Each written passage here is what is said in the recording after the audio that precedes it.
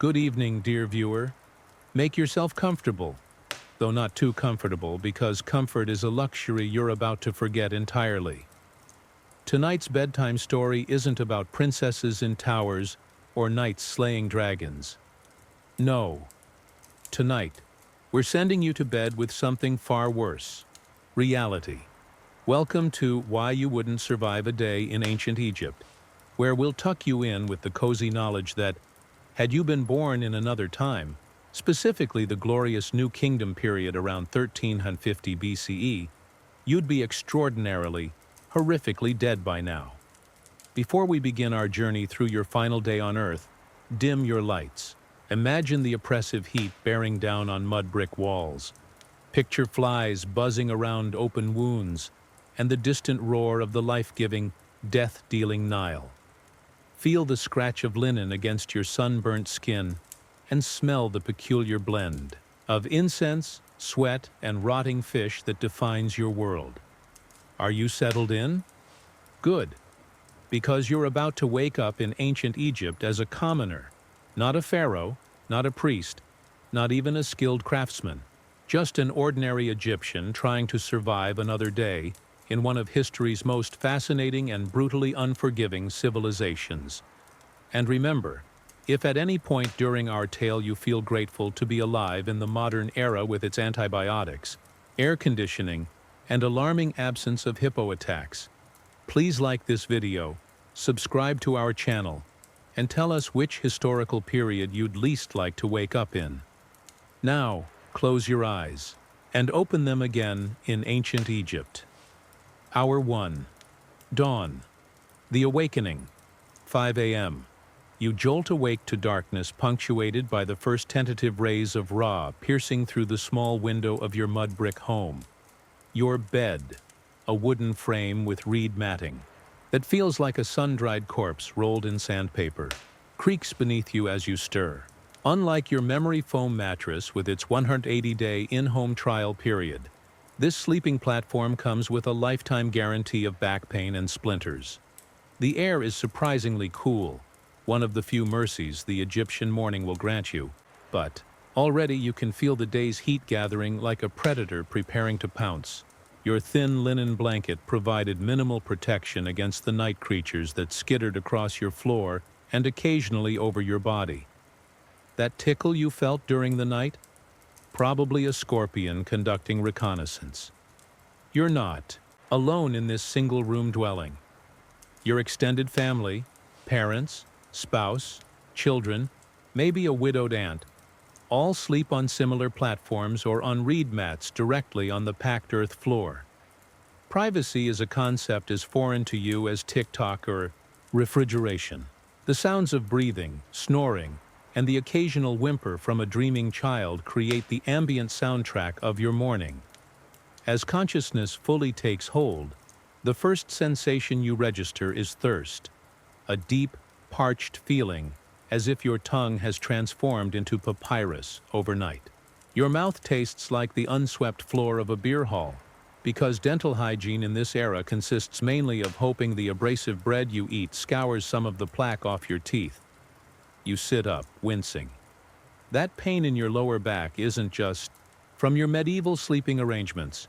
It's the cumulative trauma of labor that would make modern OSHA representatives spontaneously combust in regulatory horror. Yesterday you helped move stone blocks for a local temple expansion. Tomorrow, who knows? Perhaps you'll be conscripted to dig irrigation channels or haul grain sacks that weigh as much as a small car.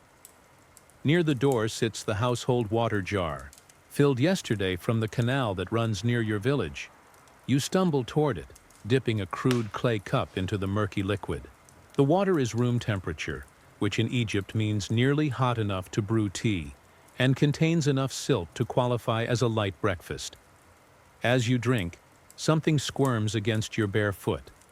You look down to see a centipede the length of your fingers scuttling across the packed earth floor.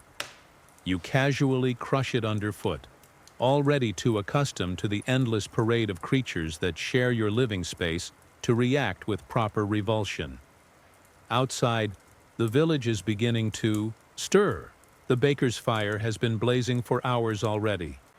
Bread production waits for no one, especially since the daily rations for thousands depend on the early work of people like him.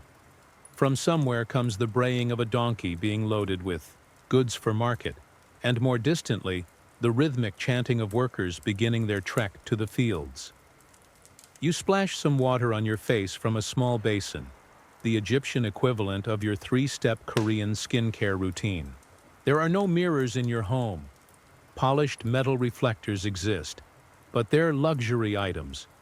You've seen your reflection only in still water, and even then, only vaguely. You know your face bears the marks of hard labor under the sun. Dark, leathery skin, lines etched deeply before their time. Perhaps a scar or two from accidents with tools. Your eyes likely have a permanent squint from years of sun glare. The rest of your family begins to stir.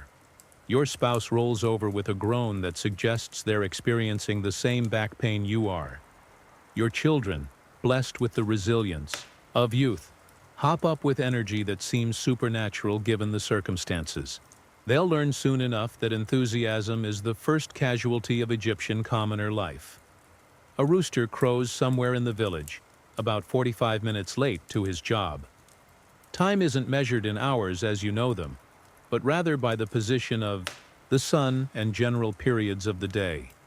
You know it's early, the time Egyptians call Weni, the hour of rushing to work before the sun makes outdoor labor and exercise in slow cooking. Your stomach growls, reminding you that you need sustenance for the day ahead. But food preparation takes time, and you're already behind schedule.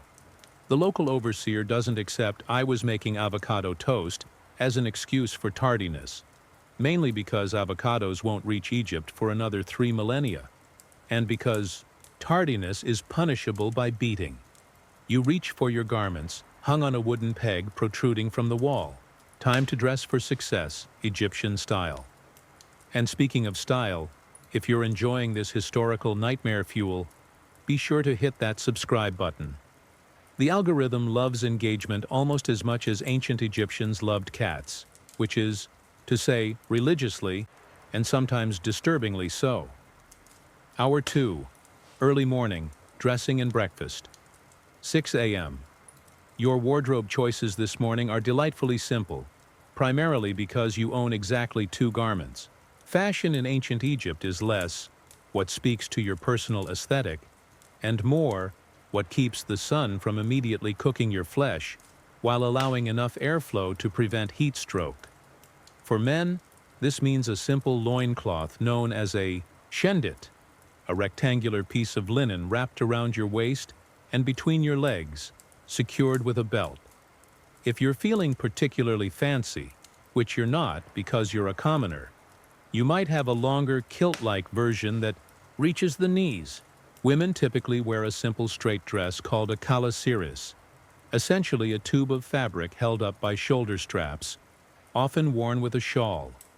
Your clothing is made from linen, the fabric of choice in ancient Egypt. Cotton won't become common here for millennia, and wool, though available, is considered ritually unclean and rarely worn.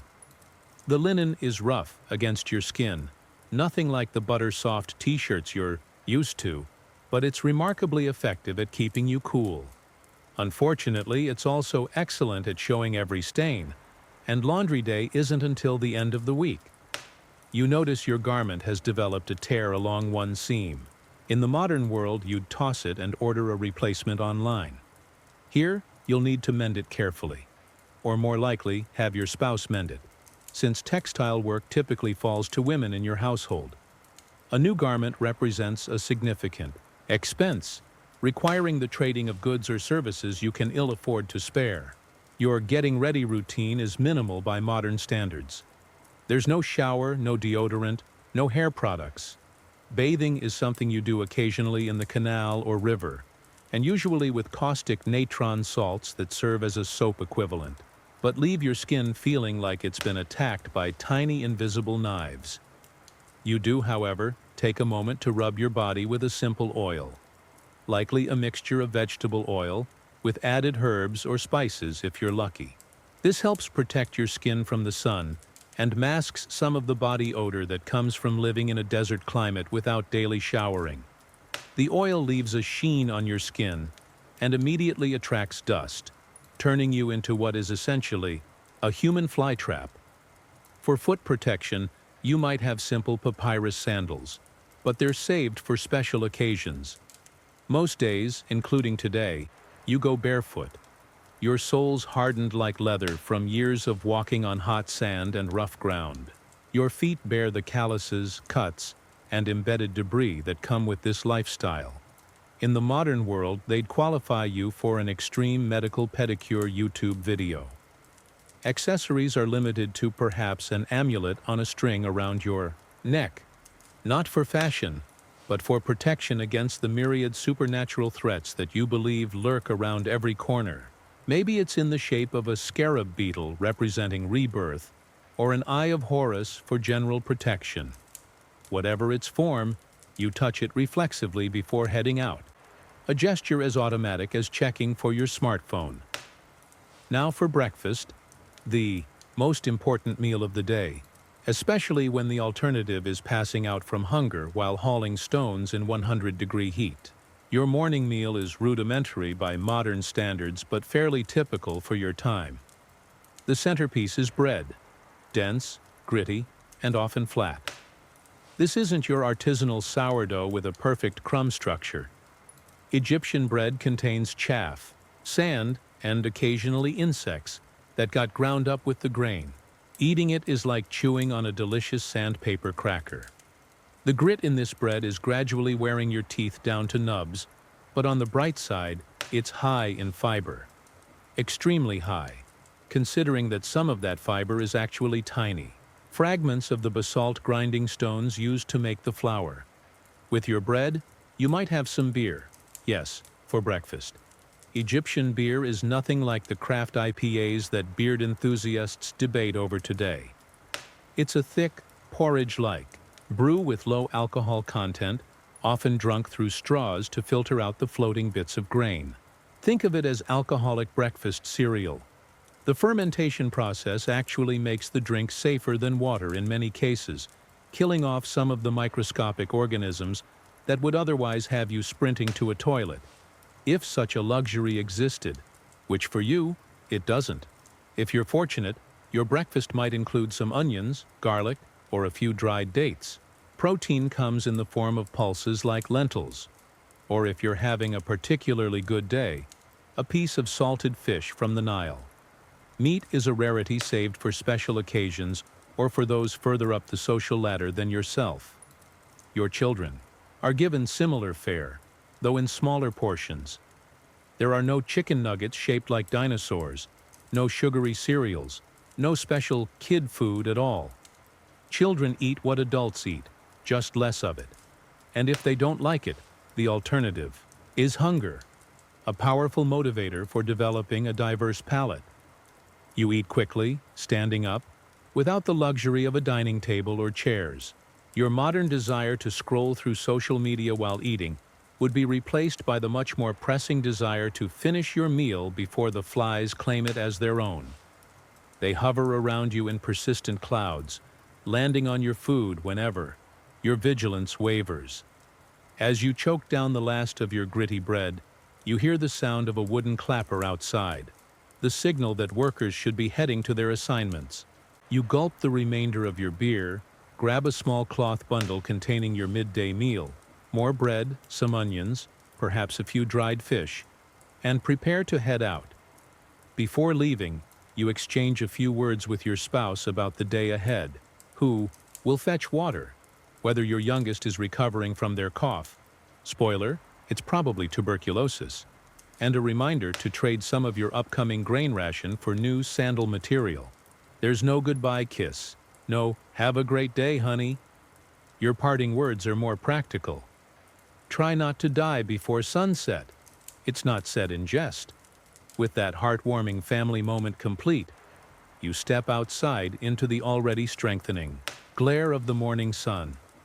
The day's labor awaits, and the overseers are not known for their patience or their gentle reminders about punctuality. If you're finding this ancient Egyptian morning routine appealing compared to your modern commute, perhaps you should question your life choices, or at the very least, question your morning beverage choices. Ancient Egyptian breakfast beer puts your triple shot espresso to shame in the helping you cope with the day ahead department. Hour 3. Morning, commute to work.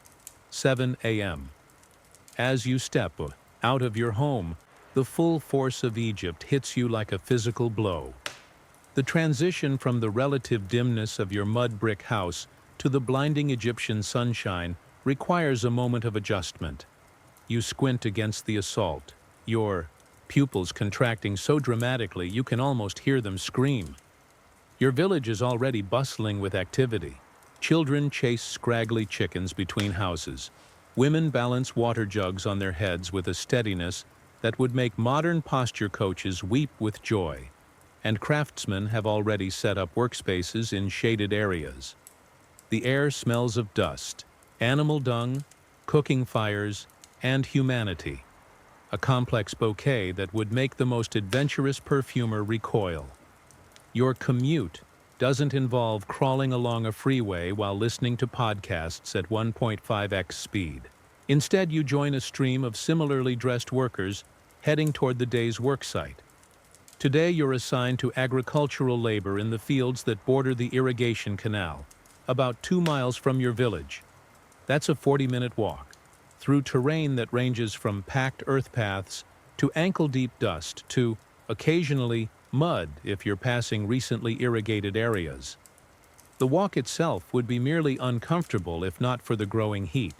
By this hour, the sun has established its dominance over the day, and the temperature is climbing with the enthusiasm of a stock market scam. Your feet, calloused but still susceptible to the hot ground, find whatever patches of shade they can. As you walk, you're part of a human convoy now. Dozens of workers making their way to various assignments. There's little chatter. Conservation of energy is instinctive in this climate. Besides, what would you talk about? Last night's chariot races? The latest episode of Real Housewives of Memphis? Entertainment as you know it doesn't exist. Your conversations revolve around the flood levels, crop expectations, who died recently, and whether the local official is more or less corrupt than his predecessor. Along the path, you pass a small shrine to a local deity, perhaps Taweret, the hippo-crocodile-lion goddess who protects households. You make a quick gesture of respect without breaking stride. You're not particularly devout compared to some, but in a world where divine forces are believed to control everything from the flooding of the Nile to whether your tooth stops aching, it's better to acknowledge the gods than risk their displeasure. The road you travel isn't paved or maintained. It's simply the path that has emerged from years of human and animal traffic, wearing away the earth. During the inundation season, parts of it disappear entirely under floodwaters, forcing travelers to find alternative routes or wade through. Today, it's dry and dusty, each step sending up small clouds of powder that settle on your oiled skin, gradually transforming you into a human mud pie. Transportation infrastructure in your world consists primarily of the Nile and its canals for goods, with people moving on foot unless they're wealthy or important enough to merit a litter, chariot, or boat. You, being neither wealthy nor important, are firmly in the on-foot category, regardless of distance or weather conditions. As you walk, you pass various landmarks that help you track the journey. A particularly large sycamore tree, a small bridge over a drainage ditch, the half-collapsed remains of an old granary. GPS hasn't been invented yet, obviously, but humans are natural wayfinders, and you know this route as intimately as modern commuters know which lane moves fastest during rush hour. Hazards along your commute aren't limited to heat and exertion. You keep a watchful eye out for snakes basking in the morning sun. Cobras and vipers are common and deadly. Scorpions, too, might be hidden under rocks or debris. Even seemingly innocent wildlife like the mongoose can deliver a painful bite if startled. Your walk takes you past the edge of a more affluent neighborhood, where homes are larger, built with better materials, and surrounded by walls. From within one such compound, you hear the barking of dogs, not the friendly neighborhood golden retrievers of suburbia, but working animals used for hunting and security. Egyptian dogs are typically more similar to modern-day Salukis or Basenjis, athletic, short-coated, and with strong prey drives. If they got loose, you'd be less concerned about being licked to death and more worried about losing a chunk of calf muscle. About halfway to the fields, you and your fellow workers pause briefly at a water jar placed under a stunted tree by some charitable soul, possibly as a way of earning divine favor. The water is warm and tastes of the clay jar, but it's wet, and that's what matters. Everyone drinks quickly but carefully, cupping hands to scoop the precious liquid. No one has personal water bottles or even dedicated drinking vessels for the journey. It's a communal jar, used by dozens of people with their unwashed hands. In the modern world, this would be a public health nightmare. Here, it's simply how things are done. As you approach the agricultural area, the landscape changes from the dusty periphery of the village to a green patchwork of fields in various stages of cultivation. The contrast is startling, a vivid reminder of why Egypt is called the gift of the Nile. Without the river and its annual flood depositing rich silt across the floodplain, this would all be desert, as inhospitable as the vast expanses that lie beyond the narrow band of fertility. Your overseer is already there, a man of middle years, with the deeply tanned skin of someone who has spent his life outdoors, but who, unlike you, hasn't had to do the heaviest labor himself in some time. He carries a short stick, not for walking but for motivation. He's not cruel by the standards of your time, but he won't hesitate to use the stick on workers he deems lazy or careless. In your modern understanding, this would be called assault and battery. Here, it's called management. You arrive just as the work groups are being organized, narrowly avoiding being labeled as late. The overseer gives you a hard look but says nothing as you take your place among the field workers. The day's labor is about to begin, and already your body anticipates the strain to come, like a computer running an advanced simulation of pain. If you're finding this commute relatable, you might want to reconsider your transportation situation. At least your car has air conditioning and doesn't involve the imminent threat of cobra encounters. Well, unless you're commuting in certain parts of Florida, in which case, my condolences. Hour 4. Mid-morning, agricultural labor. 8 a.m., the sun climbs higher, and with it, the temperature rises to levels that would prompt modern weather services to issue heat advisories. But here, there are no advisories, no cooling centers, no stay hydrated public service announcements. There is only work that must be completed regardless of conditions. You've been assigned to a team working on irrigation maintenance, crucial work in a civilization entirely dependent on controlled water distribution. The Nile floods annually, typically beginning in June and receding in October, leaving behind nutrient-rich silt that makes agriculture possible in this otherwise barren region. Outside of flood season, elaborate irrigation systems of canals, basins, and channels direct stored water to the fields. Your task today is to clear and repair a secondary canal that has become partially blocked with silt and debris.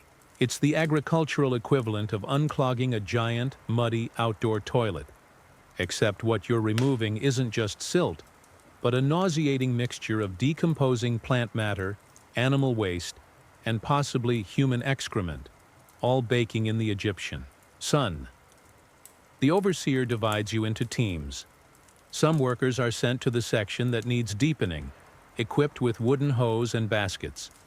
Others, including you, are directed to a portion of the embankment that requires reinforcement. Your tools are almost insultingly primitive by modern standards.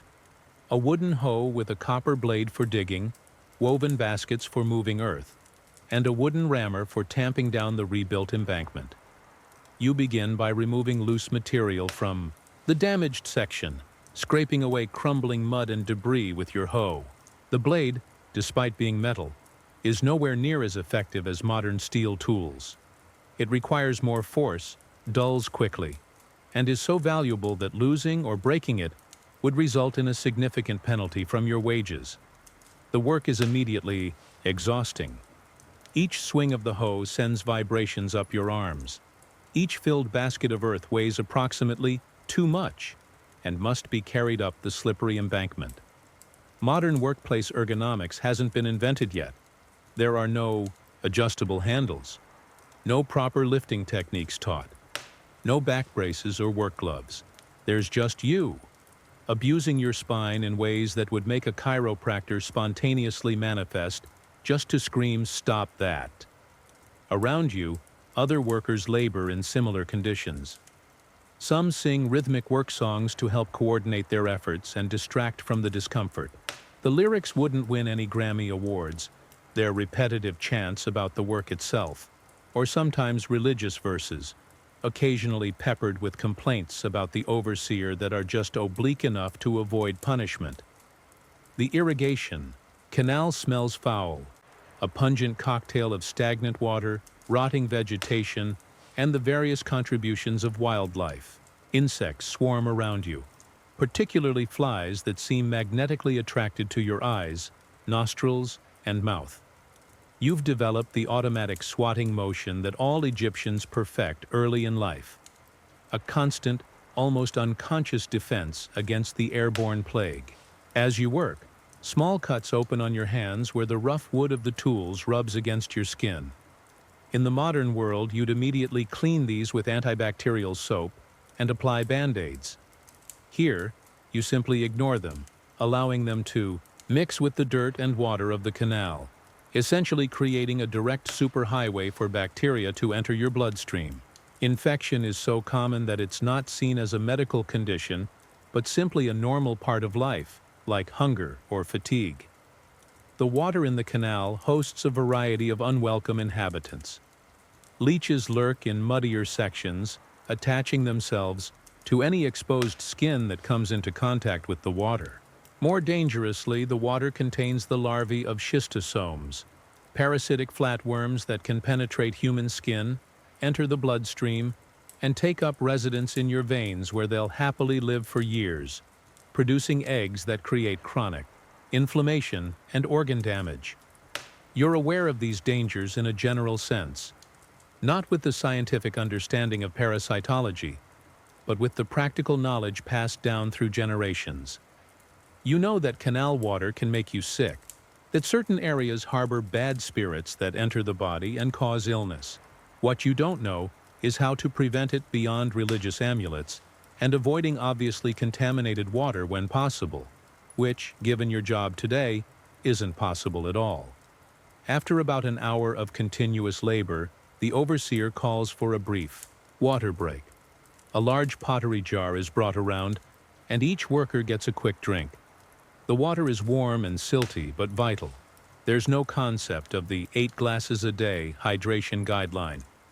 You drink when water is provided, and otherwise, you endure thirst. During this momentary pause, you notice a disturbance further down the canal. A group of workers has encountered a Nile monitor lizard, a large reptile that can grow up to 5 feet long. While not venomous, these lizards have sharp teeth, powerful jaws, and claws that can inflict serious wounds.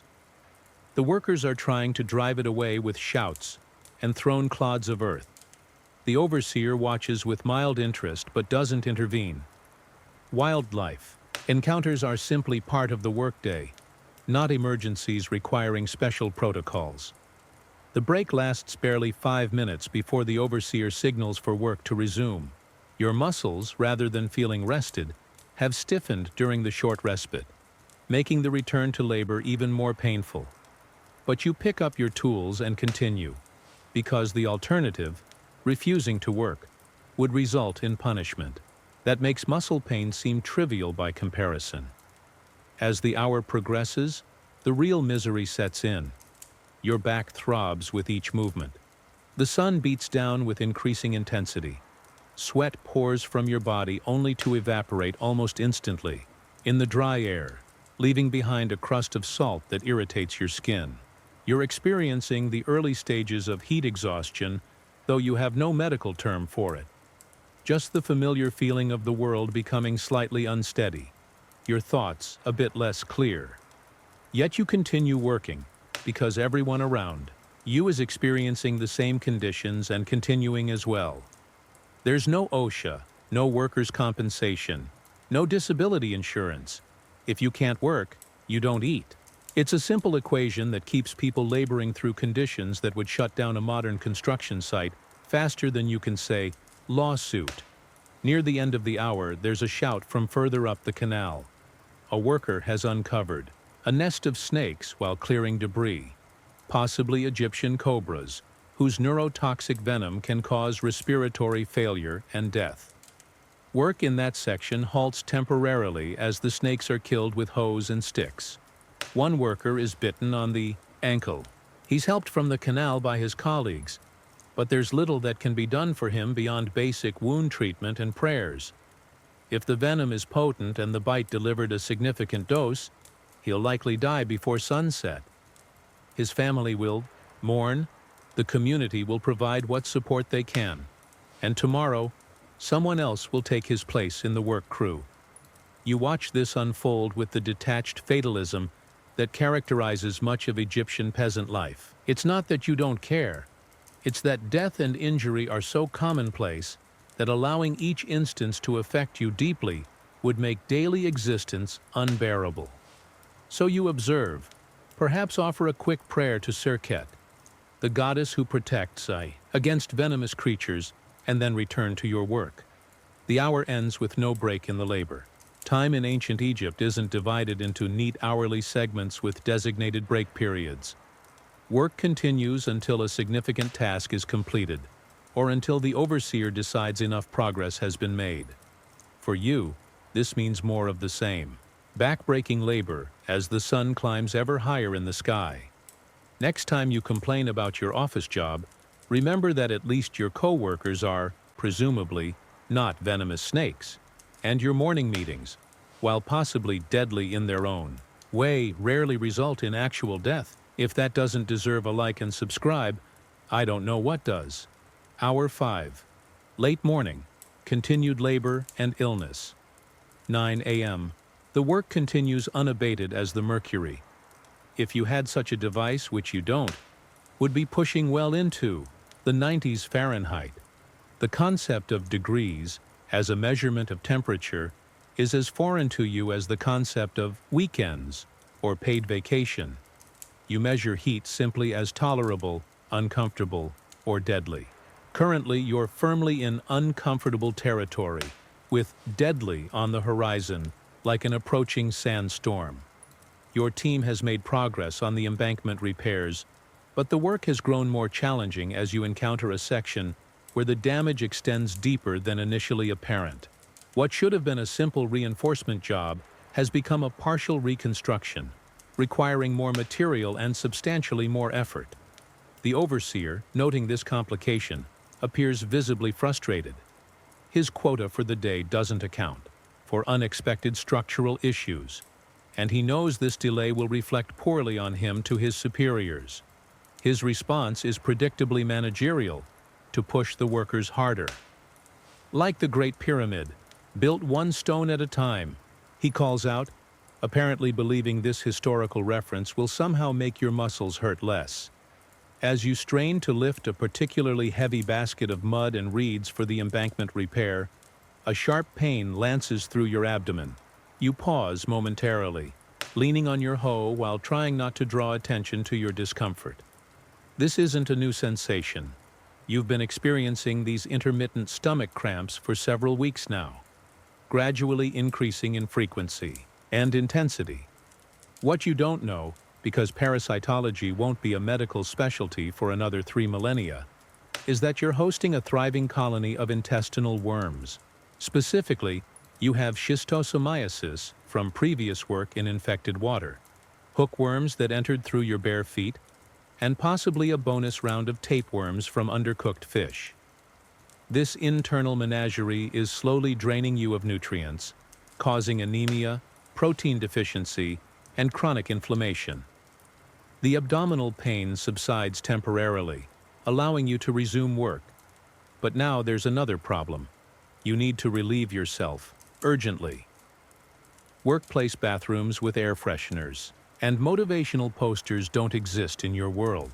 Instead, field workers typically use designated areas away from the water sources, or if time is short, simply the nearest secluded spot. You catch the overseer's eye and make a brief gesture. He gives a curt nod, understanding your need. You set down your tools and hurry to the edge of the work area, finding a spot behind a stand of reeds. Privacy is minimal, just enough that your colleagues can pretend not to notice, adhering to the universal human code of lavatory discretion that transcends time and culture. What follows is unpleasant for everyone involved, including readers of this script, so we'll employ the literary equivalent of a discretionary camera cut. Suffice it to say that your intestinal parasites make their presence known dramatically, leaving you weak, dehydrated, and several pounds lighter. There's no toilet paper, of course.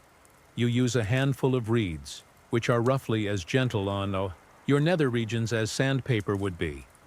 When you return to the work area, pale and unsteady, the overseer gives you a look that contains a trace of human concern beneath the administrative irritation. Workers falling ill reduces efficiency, but you've been reliable enough in the past that he's not immediately assuming you're malingering. "Drink," he says simply, pointing to the water jar. You take a careful sip, knowing that too much water too quickly will send you right back to the reed thicket. The water helps, but what you really need is oral rehydration therapy, antibiotics, and antiparasitic medications, all of which are inconveniently located about 3,000 to 400 years in the future. Work resumes, though you're now operating at perhaps 60% capacity. Your colleagues compensate somewhat, working around your diminished productivity. There's a tacit understanding among laborers. Today it's you struggling with bad water spirits. Tomorrow it might be them. The grim socialism of shared suffering.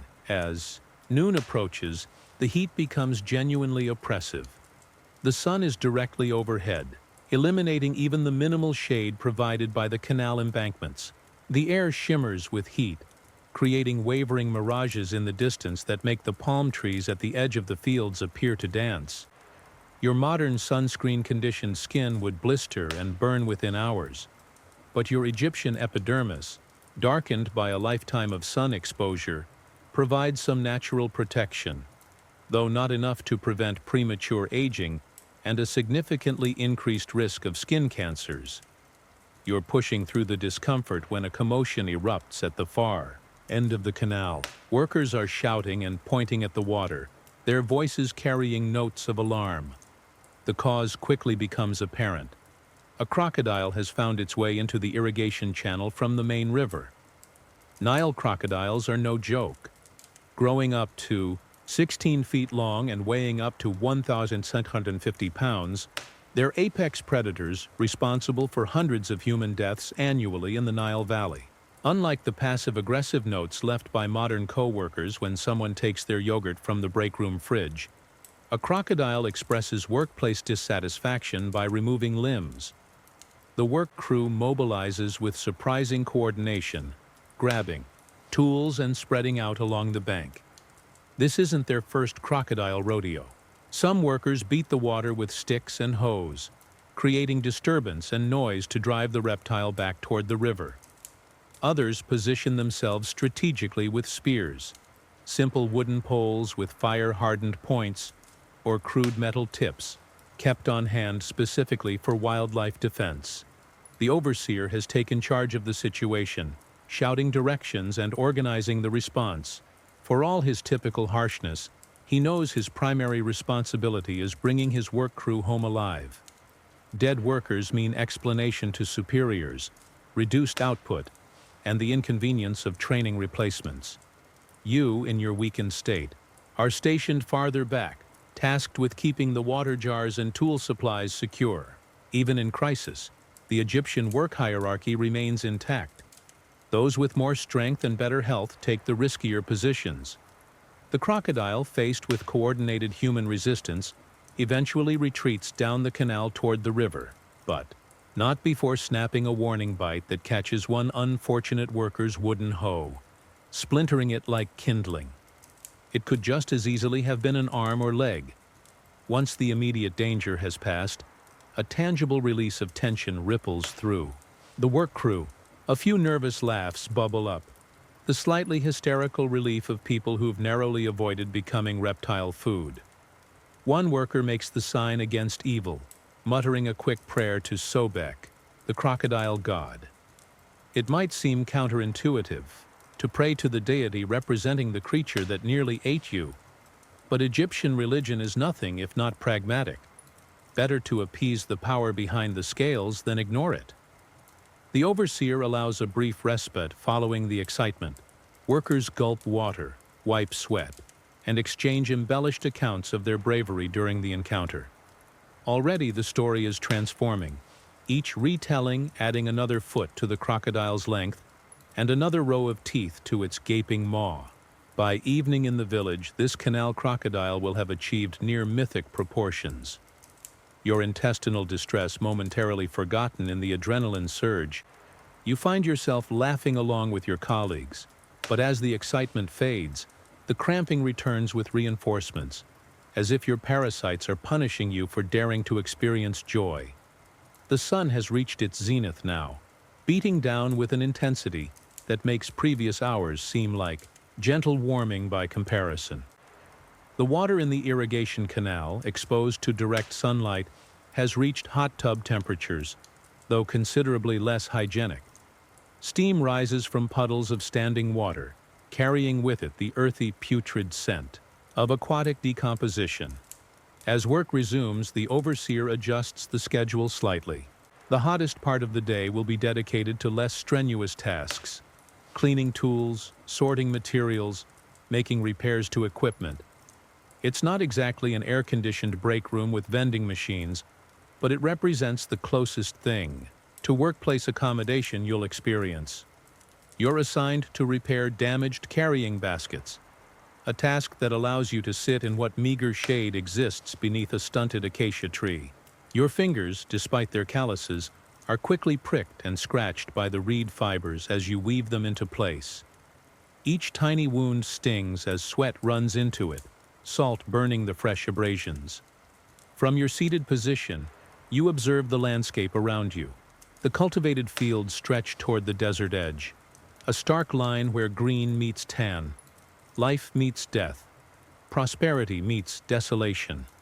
Beyond the fertile strip, the desert extends seemingly infinitely, a reminder of what all Egypt would be without the Nile's blessing.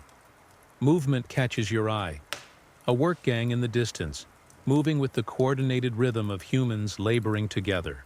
They appear to be digging a new irrigation channel, their distant figures shimmering in the heat haze like mirages. You feel a momentary gratitude that you weren't assigned to that crew today. New excavation is even more grueling than maintenance. Work. Your attention is pulled back to the present by another sharp abdominal pain, this one accompanied by a wave of nausea that has you breathing carefully through your nose to avoid vomiting. The contents of your stomach, mostly bread and beer from breakfast, churn threateningly. A shadow falls across you. The overseer stands there, assessing your condition with practiced eyes. "The sun sickness is on you," he states matter-of-factly. It's not a question. You nod weakly, unable to deny the obvious. What follows is the closest thing to medical care you'll receive. He instructs a younger worker to bring you extra water and positions you where there's marginally more shade. He places a damp cloth on the back of your neck, a simple intervention that nonetheless provides blessed relief. There's no official sick leave, no health insurance claim to file. Just these small mercies from a man who needs you functional again as soon as possible. "Rest until the shadow moves the length of your arm," he tells you, pointing to your shadow on the ground. "Then return to the baskets." It's a surprisingly generous allowance of time, perhaps 30 minutes in modern measurement. You nod gratefully, lacking the energy for proper thanks. As you sit in your small patch of shade, sipping water and willing your rebellious intestines to calm, you observe a religious ceremony taking place nearby. A local priest has arrived to bless the irrigation work, ensuring divine favor for the crops that will grow with this water. He wears a simple white kilt, more refined than worker garb, but nothing like the elaborate costumes of high temple officiants. The priest sprinkles sacred water in the cardinal directions, recites prayers to Hapi, the Nile god, and burns a small amount of incense. The sweet smell momentarily overpowers the less pleasant odors of the worksite. Workers pause respectfully during the brief ritual, some making signs of devotion or touching amulets. Even the overseer bows his head slightly. He may command men, but no one commands the gods. For you, religion isn't an abstract philosophical concern, but a daily, practical reality. The gods determine whether the Nile floods appropriately, whether crops grow, whether illness strikes your family. They're as real and influential as the sun overhead or the earth beneath your feet. You make a small gesture of respect toward the ceremony despite your discomfort. Your rest period ends too soon. The shadow has moved as specified, and you force yourself upright, fighting a wave of dizziness. The baskets won't repair themselves, and you've been shown more accommodation than most workers could expect. Back to work, parasites and dehydration notwithstanding. As you resume your task, you notice dark spots at the edges of your vision, the precursors to fainting. You blink hard, trying to clear them, and focus intently on the basket in your hands. Just make it to the midday meal break, you tell yourself. Just a little longer. You might be thinking your modern workplace stress is comparable, but unless your morning meetings regularly involve apex predator evasion techniques, perhaps reconsider that assessment. If this glimpse into workplace hazards, BC, before cubicles, has you grateful for OSHA regulations, why not share this video with your workplace safety officer? They could use the ego boost. Hour 6. Midday. Meal break and social interaction. 10 a.m. When the sun reaches its highest point, marking midday by Egyptian reckoning, around what a modern clock would call 10 a.m., the overseer signals the brief respite that passes for a lunch break in your world. Workers set down their tools with visible relief, seeking whatever patches of shade are available. Beneath carts, next to embankments, under the sparse trees that dot the landscape.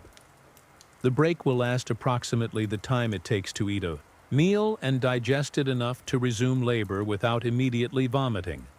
About 30 minutes in modern terms. There are no mandated break times, no labor regulations protecting your right to rest. The duration depends entirely on the overseer's judgment and the day's work quota. You find a spot beneath a withered acacia tree whose meager shade is already claimed by 3 other workers. They shift slightly, making room for you with the wordless camaraderie of people united in misery. One nods in recognition. You worked together last season during the harvest. The others are from a neighboring village, drafted for this irrigation project alongside your community.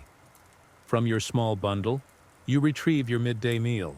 Like breakfast, it centers around bread, though this loaf is even denser and flatter, designed to travel without crumbling.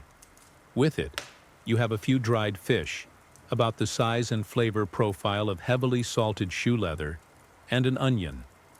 Fruit would be a luxury, though during certain seasons you might have a date or fig to enjoy. Your colleagues have similar fare, though one has something you don't. A small clay pot containing a paste made from ground fava beans, the ancestor of moderns. Hummus. The sight makes your mouth water despite your intestinal distress.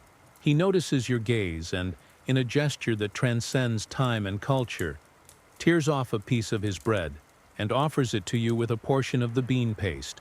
My wife makes it with cumin from her sister's garden, he explains, as you accept the offering with genuine gratitude. The hospitality of sharing food is sacred in your society. To refuse would be deeply offensive, unless you had religious prohibitions against the food in question. You taste the bean paste carefully, mindful of your rebellious stomach. The cumin adds a warmth that partly masks the slightly bitter note of beans that have been stored perhaps a few days too long in the heat. Still, it's a welcome change from your usual fare, and you nod appreciatively to your colleague. Conversation during the meal is sporadic and practical. Recent illnesses in the villages, the quality of the barley crop, predictions about the next Nile flood. Will it be abundant, bringing prosperity, or meager, bringing famine? A child born with unusual birthmarks, possibly indicating divine favor or curse. The new tax collector, who seems more rapacious than his predecessor, a feat previously thought impossible. There's also talk about the crocodile incident from earlier. Already the retelling has acquired embellishments. The crocodile has gained several feet in length and now attacked with eyes glowing like Apep himself, referring to the serpent god of chaos and darkness. You don't correct the exaggerations. Good stories are as valuable as good beer in alleviating the tedium of daily existence. As you eat, you notice insects gathering on your food between bites. Flies primarily, though ants quickly locate any crumb that falls to the ground. You wave them away mechanically, an action so routine it requires no conscious thought. Modern people's revulsion at the idea of insects touching their food would seem bizarrely precious to you. In your reality, complete separation from the insect world is impossible. You coexist, albeit reluctantly. The meal provides sustenance, but little pleasure. Your taste buds, unlike those of modern gourmands, are not trained to expect complex flavor profiles or international fusion cuisines. Food is fuel, occasionally enhanced by herbs or spices when available, but primarily valued for its ability to keep you working rather than its sensory appeal. While eating, you observe the social dynamics of the work crew with the unconscious awareness of someone whose survival depends on correctly reading hierarchies and relationships. The older workers command more respect, their experience valued despite diminished physical strength. Young men in their physical prime form the backbone of the heavy labor force, their conversation often featuring competitive boasting about feats of strength or endurance.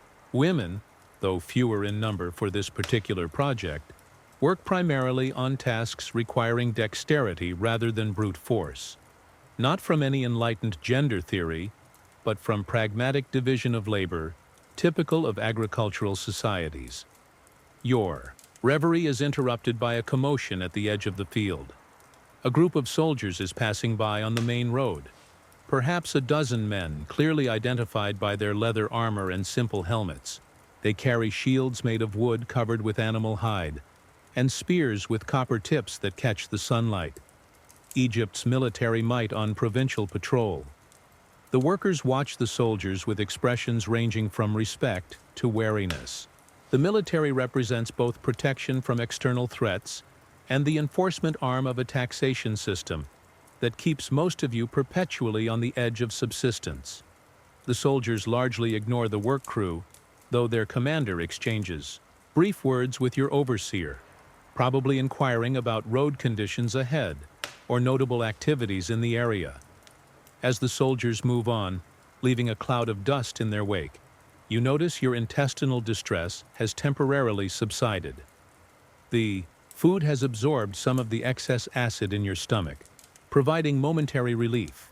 You'll pay for it later, but for now you feel marginally more human. Around you, workers are finishing their meals, taking final sips of water, and reluctantly preparing to return to labor.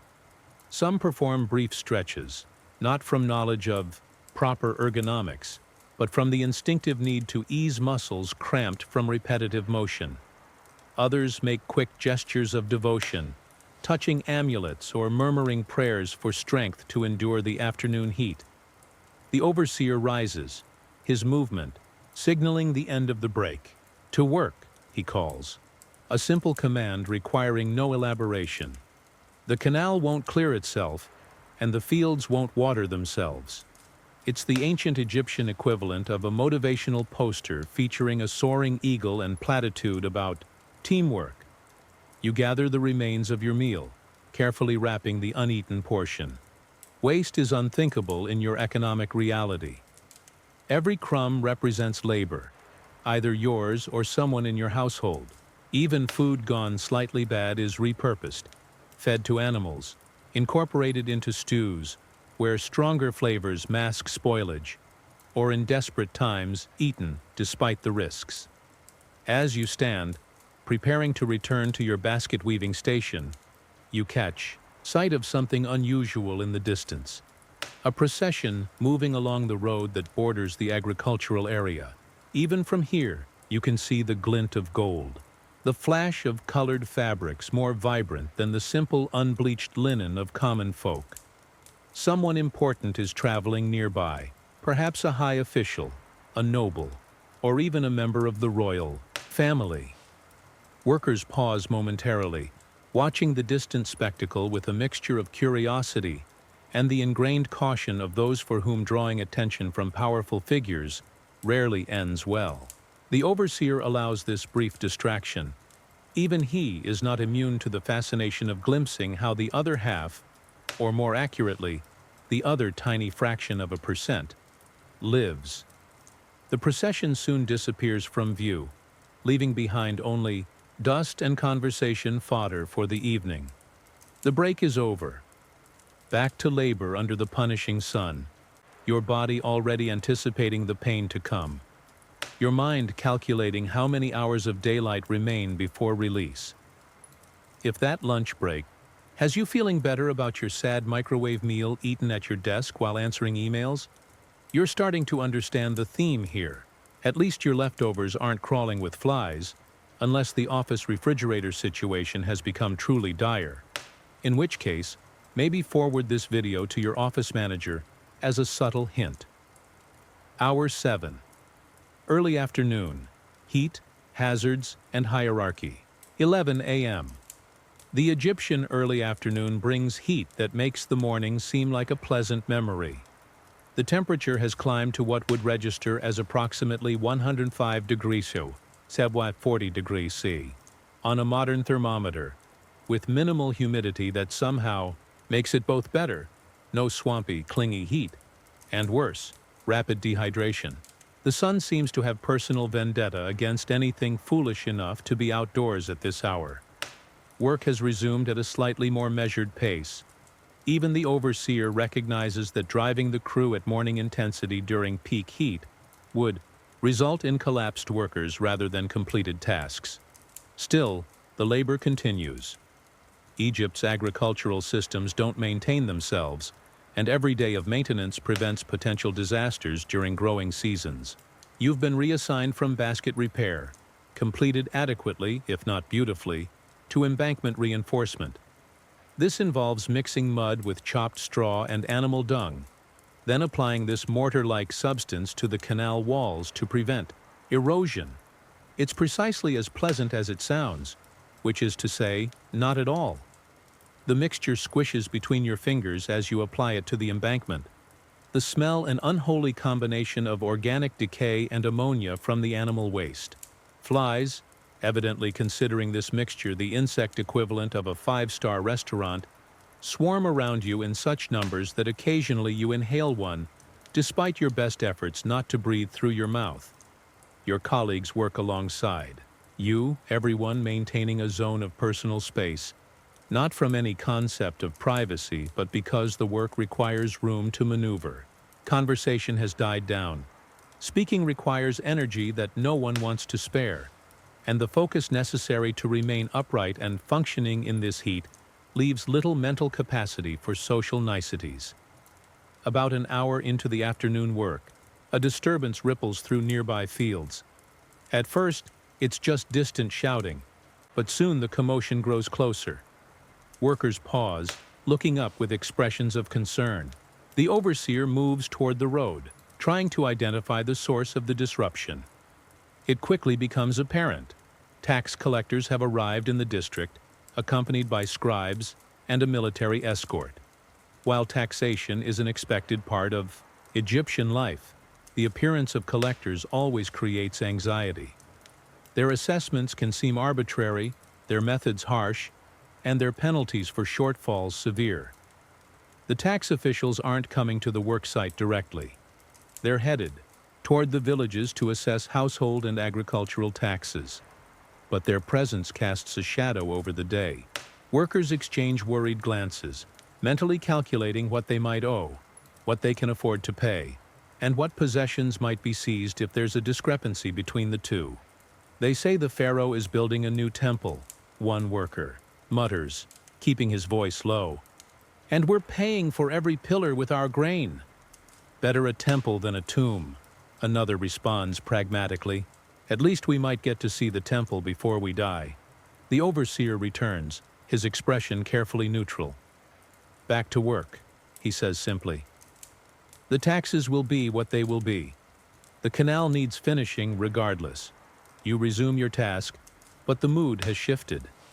The brief glimpse of tax collectors has reminded everyone of their place in Egypt's rigid hierarchy, providing labor and resources to support monumental projects and comfortable lifestyles for the elite. It's not that you resent the social order exactly. The concept of radical equality hasn't been invented, but awareness of being near the bottom of a very tall pyramid, literally and figuratively, adds a certain sourness to an already difficult day. As you work, you notice something moving in the mud mixture. A scorpion, partially buried and extremely displeased about it. With practiced calm that would astound anyone from a less wildlife-intensive environment, you use your plastering tool to flick the arachnid well away from the work area. Scorpion stings are a common workplace hazard, ranging from painfully inconvenient to potentially lethal, depending on the species and the victim's reaction. The scorpion incident reminds you to check your surroundings more carefully. Working in agricultural areas means constant vigilance against natural threats. Venomous creatures seeking shade or moisture, unstable earth that might collapse, waterborne hazards invisible until they're causing intestinal havoc. OSHA would have kittens if transported to your workplace, shortly before being bitten by an actual kitten carrying some ancient Egyptian zoonotic disease. Speaking of disease, your earlier intestinal distress has returned with reinforcements. The cramping in your abdomen intensifies, accompanied now by cold sweats despite the ambient heat. You pause in your work, trying to breathe through the discomfort without attracting attention. Too late. The overseer notices your stillness amid the movement of other workers. He approaches, eyes narrowing as he assesses your condition. Still the sun sickness? He asks, though it's less a question than a confirmation. You nod weakly, not trusting yourself to speak. The overseer's face shows a complex mix of emotions: frustration at losing a worker's productivity, genuine concern for someone under his supervision, calculation about how to redistribute the work. Finally, practicality wins out. Go sit in the shade of the supply cart, he directs. When the water carrier comes, drink. If you're better before day's end, return to work. If not, he leaves the sentence unfinished, but the implication is clear. If not, you'll still be expected back tomorrow, illness notwithstanding. You mumble thanks and make your way to the designated spot, trying to walk normally despite the cramping. Showing weakness can sometimes attract the wrong kind of attention in a society where physical ability determines survival.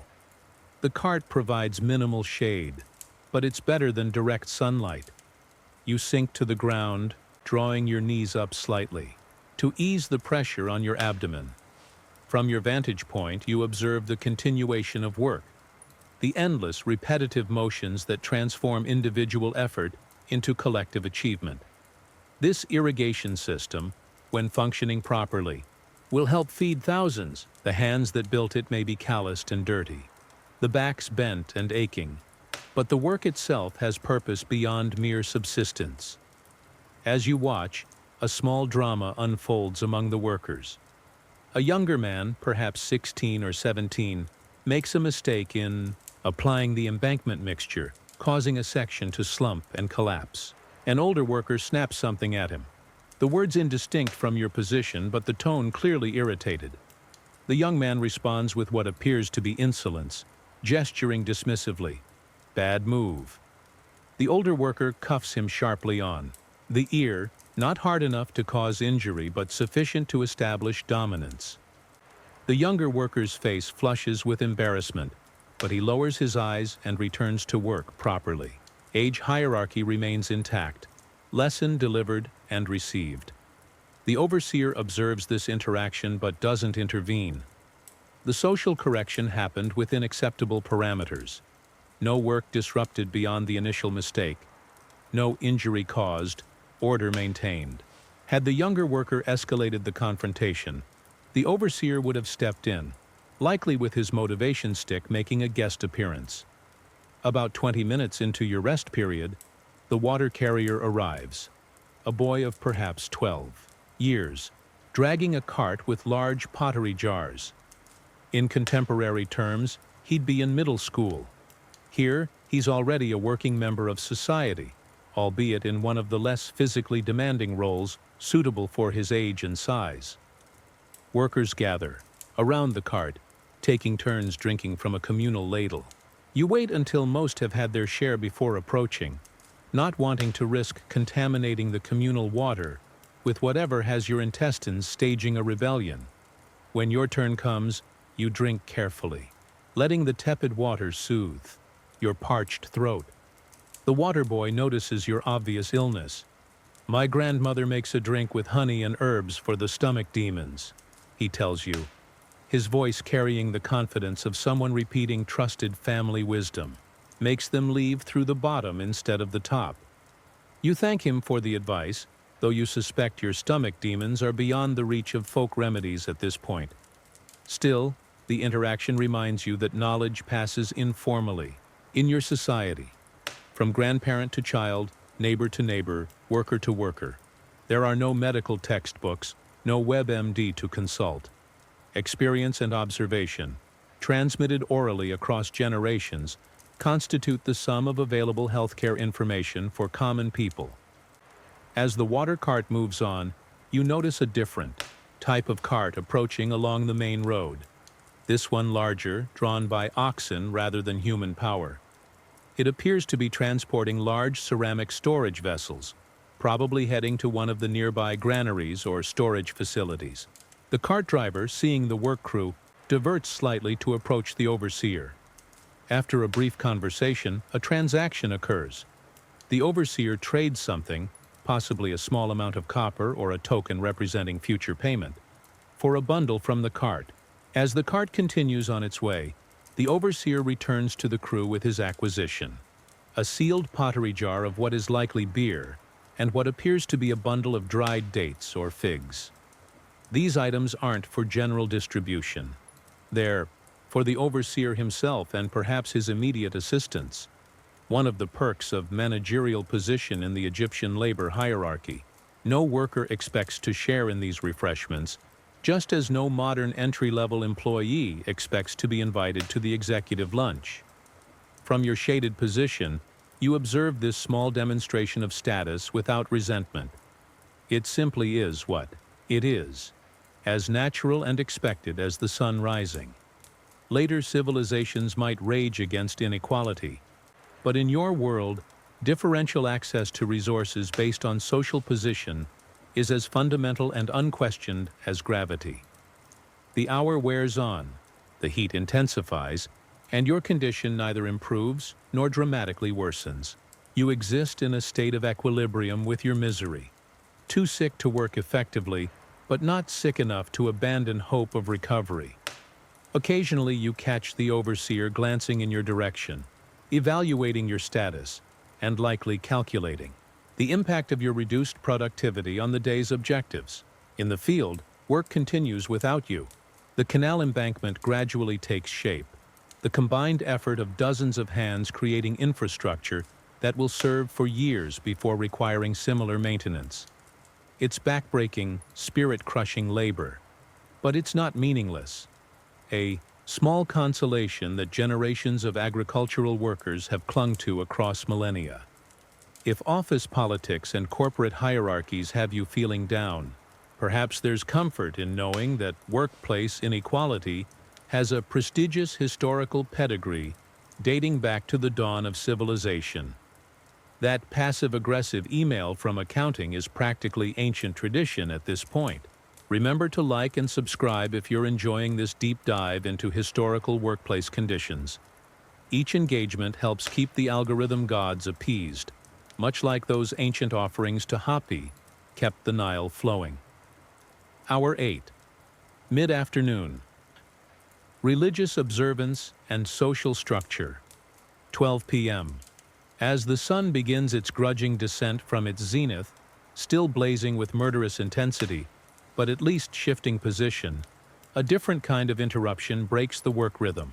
A small procession appears on the road leading from the nearest temple, a minor shrine compared to the massive religious complexes at major cities, but significant for the local area.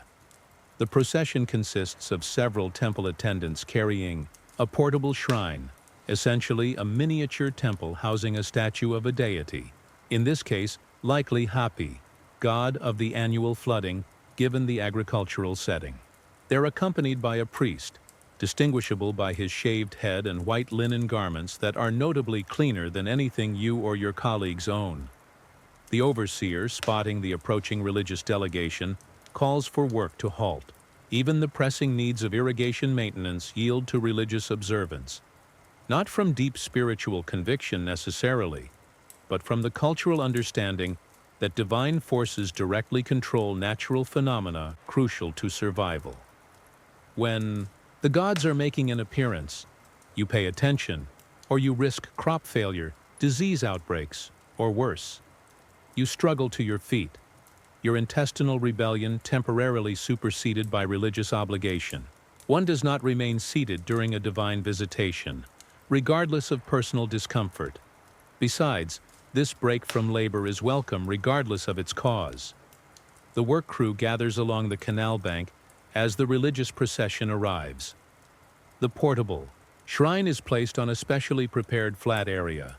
The statue of Hapi, briefly visible as the shrine's curtains are drawn back.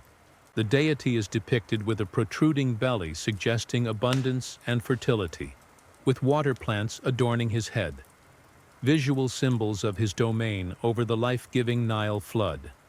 The priest begins a ritual that's familiar to everyone present, even if most don't understand all the formal religious language being used. He makes offerings of bread, beer, and burning incense, the aromatic smoke providing a momentary respite from the less pleasant smells of the work site. Workers bow their heads during key moments, some making personal gestures of devotion or touching amulets worn for protection. This is not an optional cultural observation, but an integral part of the work process itself. In Egyptian understanding, the physical labor of clearing canals and reinforcing embankments is only part of what makes irrigation successful. The divine forces must be properly acknowledged and appeased as well. Engineering and religion are not separate domains, but complementary approaches to controlling natural forces. The ritual lasts perhaps 15 minutes. Not a major ceremony, but a blessing of the work site and invocation of divine favor for the irrigation system. At its conclusion, workers file past the shrine, each making a brief gesture of respect. Some leave tiny offerings, a small piece of bread saved from lunch, a wildflower picked along the canal, a pebble of unusual color found during excavation. The wealthier or more devout might offer a drop of beer or oil from a small container, carried for personal use. When your turn comes, you have little to offer. Your food is mostly consumed or needed for later, and you carry no luxury items. Instead, you make the traditional gesture, right hand to left shoulder, a slight bow, and murmur the standard prayer for Hapi's favor. Bring the flood in its season, neither too high nor too low. It's the Egyptian equivalent of praying for rain during drought or clear skies at harvest, a recognition of human dependence on natural cycles that remain ultimately beyond control. The priest seems satisfied with the workers' participation. After a brief conversation with the overseer, during which they discuss the progress of the irrigation work, religious and practical concerns again intertwined, the procession prepares to depart. The shrine is closed, hoisted onto carrying poles, and the delegation continues on its circuit of local work sites. As they leave, the overseer signals for work to resume, but with an announcement: in honor of the God's visit, we will end 1 hour before sunset today. This news is received with visible relief. An extra hour of daylight at home instead of in the fields is a significant boon. Whether this generosity comes from genuine religious sentiment, practical recognition of the crew's fatigue, or desire to curry favor with the local temple is impossible to determine, and ultimately irrelevant. The result is what matters. You return to your shaded spot, your brief participation in the ceremony having drained what little energy you had accumulated during rest. The cramping in your abdomen has subsided to a dull ache, but you feel lightheaded and unnaturally cold despite the heat. Signs of fever that would concern a modern physician, but are simply part of the expected progression of stomach ailments in your medical understanding. From your vantage point, you observe another aspect of Egyptian social structure as a different sort of procession passes on the main road. A wealthy landowner and his entourage, traveling from one estate to another. The central figure sits in a carried chair, shaded by servants holding palm fronds, surrounded by attendants, scribes, and private guards. The contrast between this procession and the workers covered in mud couldn't be more stark. The landowner's linen garments are brilliantly white, multi-layered, and intricately pleated. He wears jewelry, gold collars and armbands that catch the sunlight. His head is covered not with the simple cloth workers might use against the sun, but with an elaborate wig signifying his status. Workers pause momentarily as the procession passes, some bowing more deeply than they did for the religious delegation. The landowner acknowledges the overseer with a slight nod, but doesn't glance at individual workers any more than a modern CEO would make eye contact with the maintenance staff. The overseer, occupying the middle tier of the hierarchy, shows appropriate deference to the elite while maintaining his authority over those beneath him. Bowing to the landowner while keeping his back straight, his posture embodying his intermediary position. For you and your colleagues, such displays of wealth aren't cause for revolutionary sentiment. The concept that society could or should function as an egalitarian system simply doesn't exist in your intellectual framework. The world has always been arranged in hierarchical layers, gods above humans, some humans above others, as natural and immutable as the flooding of the Nile or the rising of the sun. What concerns ordinary Egyptians isn't the existence of inequality, but whether those in power fulfill their obligations within the social contract. A landowner should provide stable employment and fair, by contemporary standards, treatment. Officials should maintain order and ensure the irrigation system's function. The pharaoh and priest should maintain divine favor through proper rituals and monument building. When these obligations are met, the system, however unequal, is perceived as functioning correctly.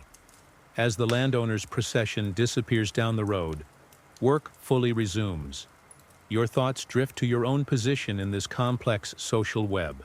As a common laborer, your existence is near the bottom tier, above only slaves and the destitute. Yet even within your level, subtle gradations exist. Skilled versus unskilled workers, those with family connections to minor officials, those known for reliability versus those with reputations for troublemaking. Your fever-addled mind contemplates how easily one can slip down the social ladder in this world. A few bad harvests, an injury preventing work, loss of favor with an overseer. Any could transform a struggling but free laborer into a debt slave or beggar. The margins for error are vanishingly small, the safety nets non-existent beyond family, obligation and community charity, both of which have severe limits in a subsistence economy. These grim musings are interrupted by a commotion near the water's edge. A worker has uncovered something while clearing debris from the canal bed, something that has caused both excitement and apprehension among those nearby. You strain to see from your position, curiosity temporarily overwhelming physical discomfort. The object appears to be a statue, small enough to hold in two hands, partially encrusted with canal muck. Even from a distance, the unmistakable blue-green color of faience, glazed ceramic, is visible where the mud has been wiped away. The workers crowd around, wondering how such an object, clearly of value and religious significance, ended up in an irrigation canal. The overseer pushes through to examine the find. After careful inspection, he determines it to be a statue of Taweret, the hippo-headed goddess who protects women in childbirth. How it came to be in the canal is anyone's guess. Perhaps lost during transport, discarded after breaking, though it appears largely intact, or deliberately placed as an offering during a previous maintenance cycle. Whatever its origin, the statue presents a dilemma. By law, found objects of value technically belong to the pharaoh, with rewards sometimes given to honest finders. Failing to report such a discovery could result in punishment. Yet turning it over to authorities means the object disappears into the bureaucratic machinery, with any potential reward delayed or forgotten. The overseer makes a decision that illustrates the practical navigation of official rules versus local reality. "We will deliver it to the temple when work concludes," he announces, carefully wrapping the statue in a piece of cloth. His tone makes it clear that the temple will receive the find, but perhaps not before certain understandings are reached about recognition for the work crew's honesty, possibly in the form of extra rations or a small celebration at the overseer's discretion.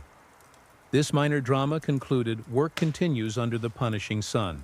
Your fever seems to be worsening, alternating between chills and burning sensations.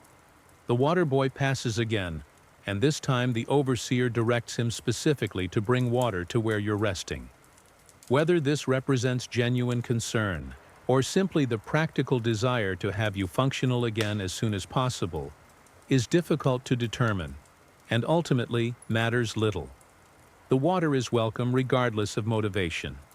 As you sip carefully, the overseer himself approaches to assess your condition. "The workday ends soon," he tells you, his tone neutral but not unkind. "Can you walk back to the village, or should we arrange a cart?" The question contains layers of implication.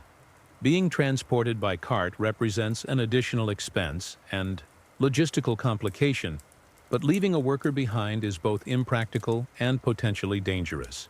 At the same time, the offer itself acknowledges the severity of your condition. The overseer isn't simply demanding you walk it off, as might have been the case for more minor ailments. Hour 9. Late afternoon. Pain, perseverance, and perspective. Why 1 p.m.? As the afternoon wears on, your condition stabilizes into a kind of miserable equilibrium. The fever remains, but the violent cramping has subsided to a persistent ache, like someone has wrapped your intestines around a burning stick and is slowly, almost thoughtfully, twisting it. You've chosen to attempt the walk back to the village without assistance, partly from pride, partly from the pragmatic understanding that appearing too weak invites vulnerability in a world where strength equates to survival. The overseer has allowed you to remain in the shade rather than returning to work, a small mercy that nonetheless places you in his debt in ways both tangible and intangible.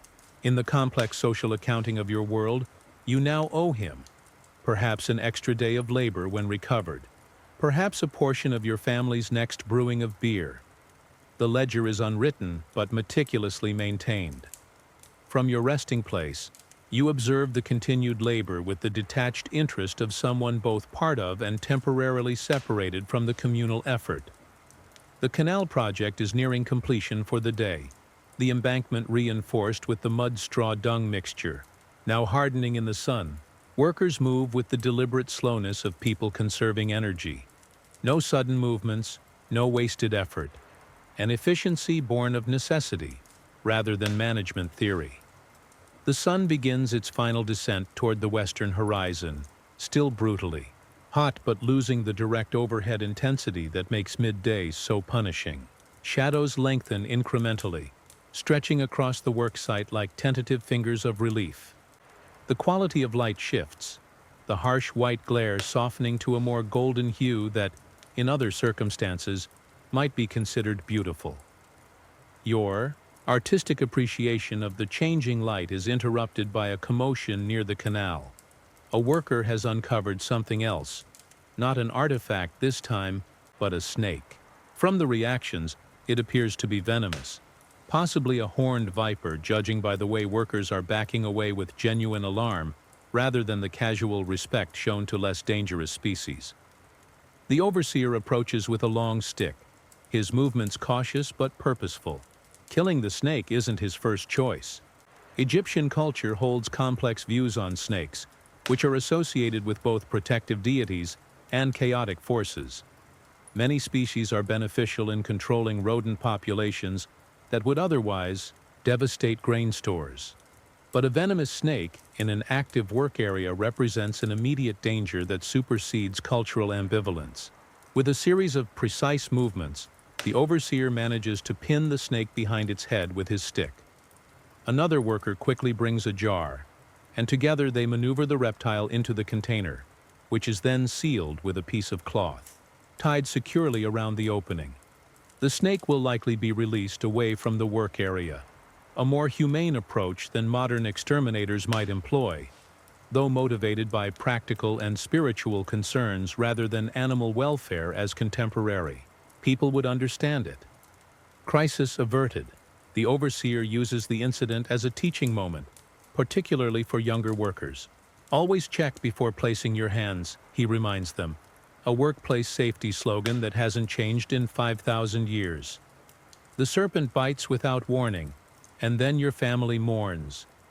The rhyming nature of the saying in your language makes it more memorable. Ancient Egyptian workplace safety regulations disseminated through oral tradition rather than laminated posters in break rooms.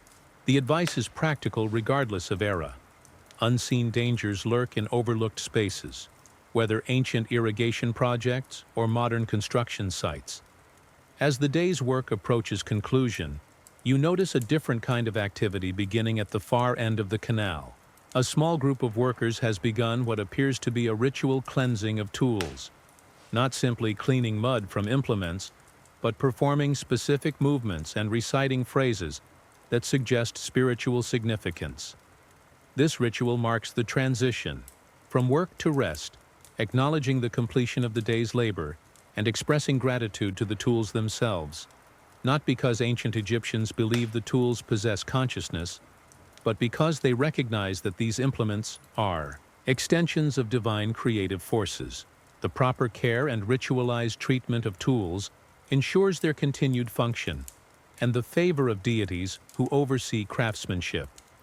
Modern people might dismiss such practices as superstition, but in a world where metallurgy is more art than science, and a broken tool might represent weeks of labor to replace. Investing objects with spiritual significance serves the pragmatic function of encouraging careful treatment and proper maintenance. Your society doesn't differentiate between practical and spiritual motivations the way contemporary minds might. The two are intertwined, each reinforcing the other. The sun continues its descent, the day's heat gradually giving way to the evening's relative cool.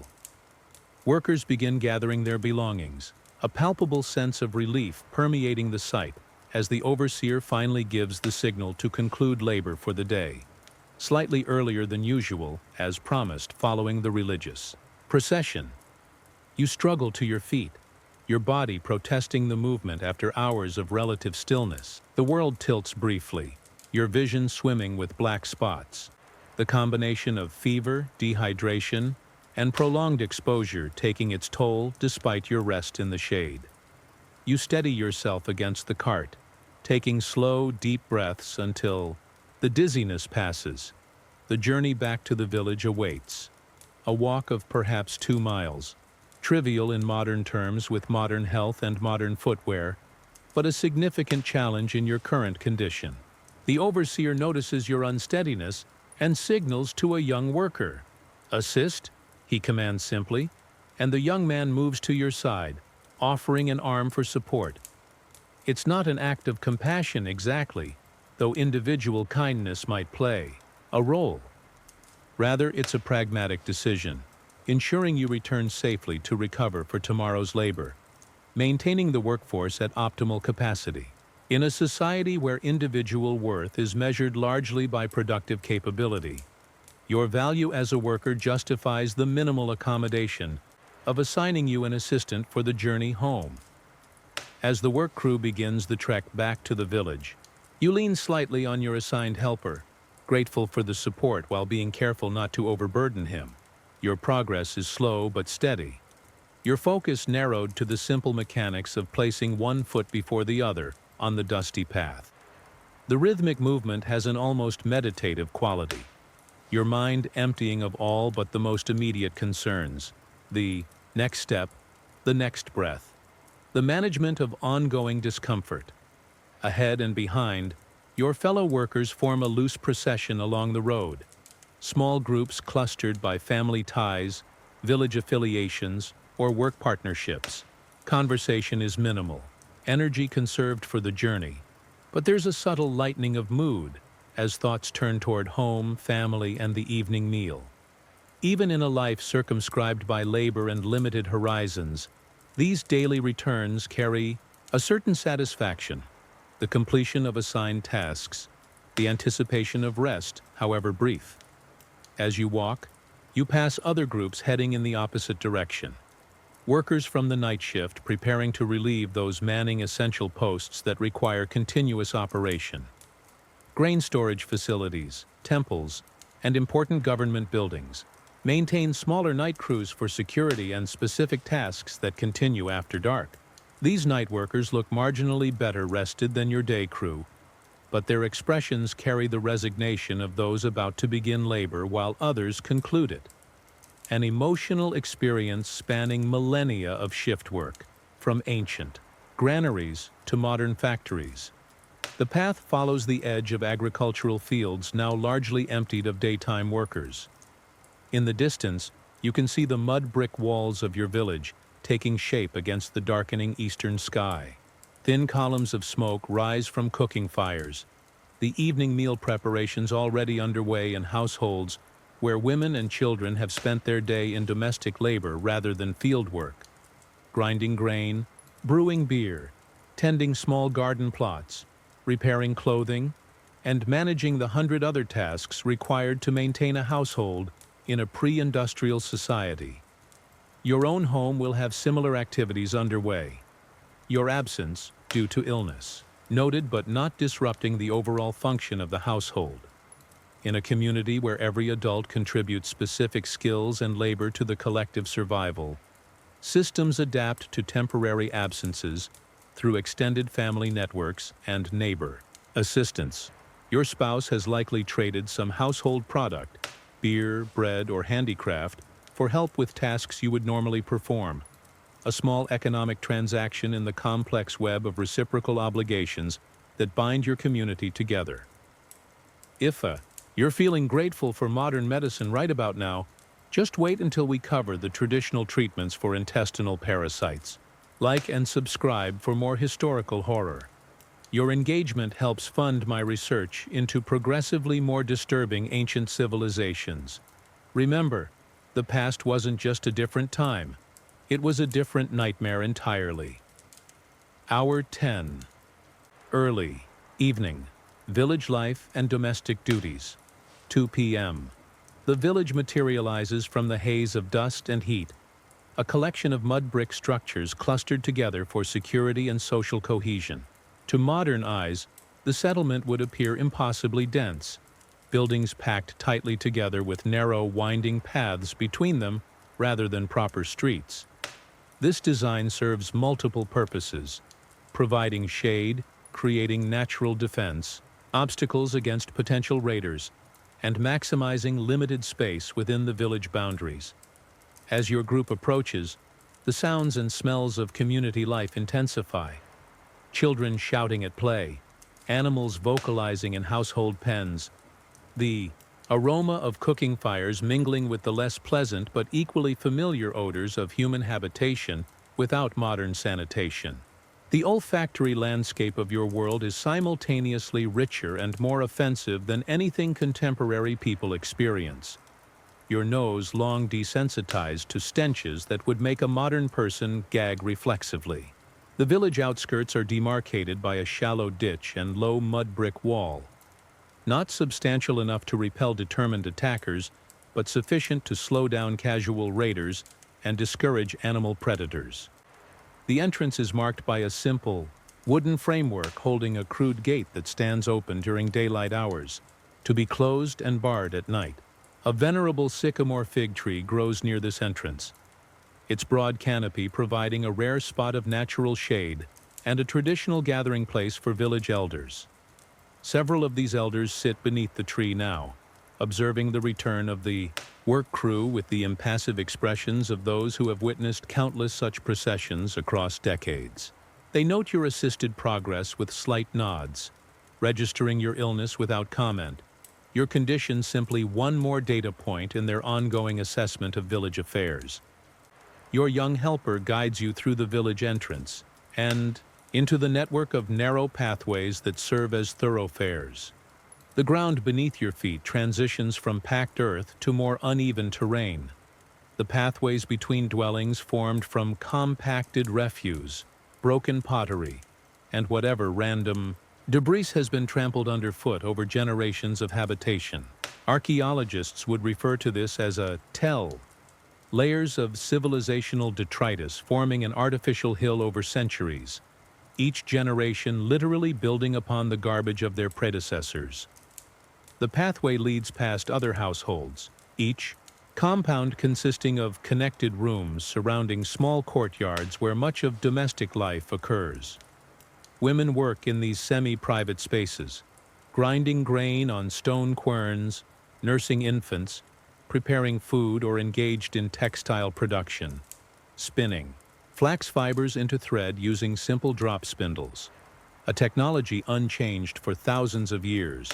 They glance up as your group passes, quickly assessing who has returned, in what condition, carrying what resources, information that will circulate through female communication networks parallel to, but distinct from male conversations.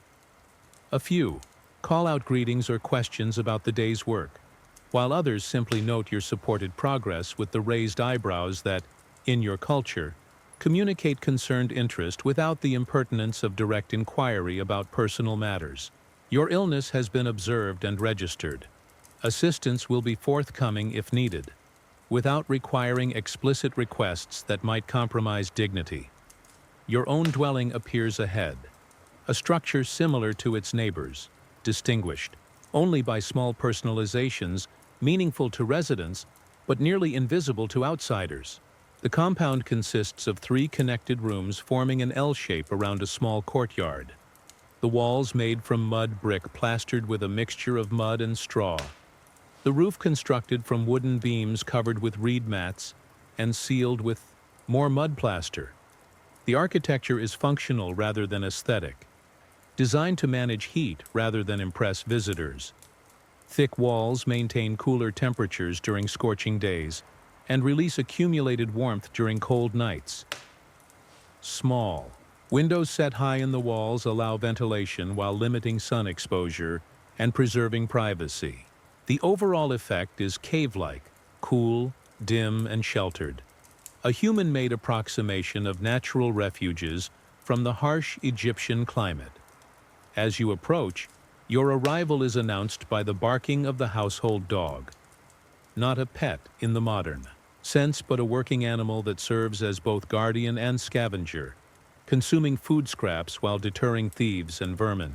The creature bears little resemblance to specialized modern breeds, instead representing the ancient template from which all domestic dogs evolved. Medium-sized, short-haired, with a pointed muzzle and upright ears, its appearance closer to a small jackal than a contemporary companion animal. The dog's alarm brings a member of your household to the dwelling entrance.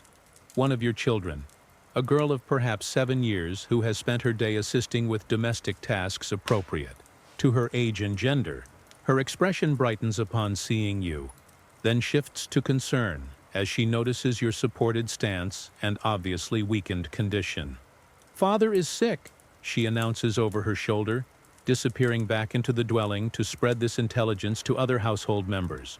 Your young assistant helps you to the courtyard, where a reed mat has been quickly arranged in the shade, a sick bed of sorts, though elevated sleeping platforms are used for nightly rest.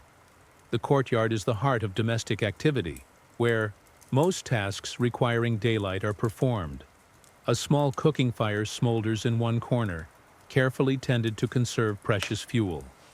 Clay pots of various sizes contain water, partially processed grains, and the day's cooking ingredients. A loom stands against one wall, a partially completed textile stretched across its frame. The ongoing work of female household members during moments not occupied by more immediate tasks. As you sink gratefully onto the mat, your young assistant from the work crew takes his leave with a respectful gesture. His obligation fulfilled, he continues toward his own household, where similar domestic scenes are unfolding across the village. The daily transition from productive labor to family life, a boundary far more permeable than modern work-home distinctions, but a transition nonetheless. Your wife emerges from the innermost room, wiping grain dust from her hands on her simple linen shift. Like you, she has been engaged in productive labor since dawn, grinding wheat into flour, brewing beer from barley, a multi-day process currently at the fermentation stage, handling textile work, and directing the household's children in age-appropriate tasks. Her day has been no less physically demanding than yours, though the venue and nature of the work differ. She assesses your condition with practiced eyes, noting the fever flush, the hunched posture protecting irritated intestines, the unusual pallor beneath your sun-darkened skin. Without the medical taxonomy of modern diagnosis, she still recognizes the constellation of symptoms pointing to what your culture categorizes as water sickness, one of several recognized illness patterns frequently affecting those who work in irrigation projects or consume contaminated water. "You drank from the canal," she states rather than asks, her tone matter-of-fact rather than accusatory. Your nod confirms her assessment. With a sigh that communicates resigned familiarity with this particular brand of masculine foolishness, she turns to your eldest daughter. "Bring the special pot," she directs, referring to a container kept specifically for medicinal preparations, never used for regular cooking to avoid contamination with potentially harmful residues. The girl hurries to comply, disappearing into the storage room where household supplies are kept. While waiting, your wife presses a hand to your forehead, gauging your fever with the universal gesture of caregivers across time. "High, but not dangerous," she murmurs, more to herself than to you. Her confidence in this assessment comes not from formal medical training, but from a lifetime of practical experience treating family illnesses without professional assistance. The daughter returns with the special pot and a bundle of dried herbs, which your wife accepts with a nod of approval. She moves to the cooking fire, adding fuel to increase the flame, then pouring water from a storage jar into the pot. As the water heats, she selects specific herbs from the bundle, murmuring what might be prayers or simply reminders to herself about proportions and procedures. The medicinal preparation is a combination of practical pharmacology and ritual healing. Certain herbs do contain compounds effective against symptoms, while others serve primarily psychological functions, their inclusion reinforcing cultural beliefs about illness and recovery. Modern pharmacologists would recognize some of the plant materials as containing genuine medicinal properties, while anthropologists would note the therapeutic value of ritual itself in recovery processes. While your wife prepares the treatment, other household members continue their evening routines, their activities modified but not halted by your illness. Younger children bring small items for your comfort, a cushion fashioned from reed stuffed with dried grass, a palm leaf fan to create cooling air movement. Your eldest son recently returned from his own day of apprenticeship to a local craftsman, reports briefly on his activities before being dispatched to check animal pens and ensure household security for the night. The domestic scene unfolds with practiced efficiency, roles clearly defined by age and gender, each person performing their expected functions without extensive discussion or direction.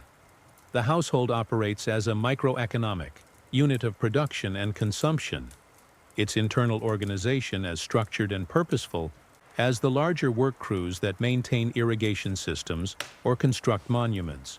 Your wife returns with the medicinal preparation, a bitter-smelling liquid steaming in a smaller clay cup. "Drink while hot," she instructs, supporting your shoulders as you struggle to sit upright. The taste is predictably vile. Herbal medicines, in your time, are valued for potency rather than palatability. The bitter flavor actually considered evidence of effectiveness rather than a flaw to be masked with sweeteners. You drink dutifully, knowing from experience that refusing treatment would only result in more assertive measures.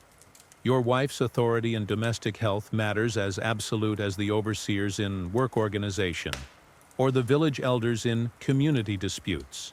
The hierarchy of your society extends into household management, with clear domains of authority distributed among members according to age, gender, and recognized expertise.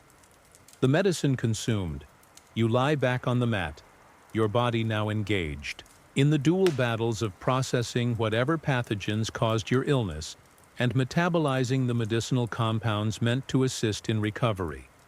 The combination leaves you feeling simultaneously hot and cold, your skin alternately prickling with heat and shivering with chills. Your wife places a damp cloth on your forehead, a universal comfort measure spanning millennia, and returns to food preparation, satisfied that she has done what can be done for the moment.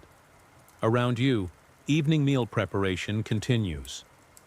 The family's food is simple but nutritionally adequate by pre-industrial standards. The staple is bread, made from flour, ground daily and baked on heated stones rather than in ovens. With the bread, there might be a vegetable stew containing whatever is available from the household garden: onions, leeks, garlic, cucumbers when in season. On fortunate days, the meal includes small fish from the canal or river, dried and salted, to preserve them, or perhaps eggs from the family's chickens. Meat is rare, reserved for special occasions or religious festivals, though organ meats, considered particularly nutritious, might be included when available. The household's older. Children assist in food preparation, learning through observation and participation the skills they'll need as adults. Gender roles are clearly delineated, with girls helping their mother with cooking, cleaning, and textile work, while boys assist their father or older male relatives with tasks requiring greater physical strength or involving work outside the immediate household. As twilight deepens into evening, oil lamps are lit. Simple clay vessels filled with vegetable oil, with plant fiber wicks that produce a small, smoky flame, providing minimal illumination. By modern standards, the light is woefully inadequate, equivalent to perhaps a 5-watt bulb. But to eyes accustomed to natural darkness, supplemented by exceptional night vision developed through lifelong adaptation, it's sufficient for basic activities. The family gathers for the evening meal, temporary reed mats unrolled around the courtyard's edge to serve as seating. Despite your illness, you're expected to participate in this important social ritual. Food passed communally, eaten, primarily with bread used as both utensil and food item, with fingers used to guide morsels to the mouth. Table manners exist, but they're focused on cleanliness and appropriate sharing rather than the elaborate protocols of later civilizations. You eat little, your appetite diminished by illness, but make the effort to maintain normal patterns. Your wife places an extra portion of bread near you, not for immediate consumption, but as an offering for household deities and ancestors believed to provide protection and prosperity when properly acknowledged. Later, this bread will be discarded in a specific location outside the village, feeding spirits in theory, stray animals in practice, though this practical outcome doesn't diminish the ritual significance.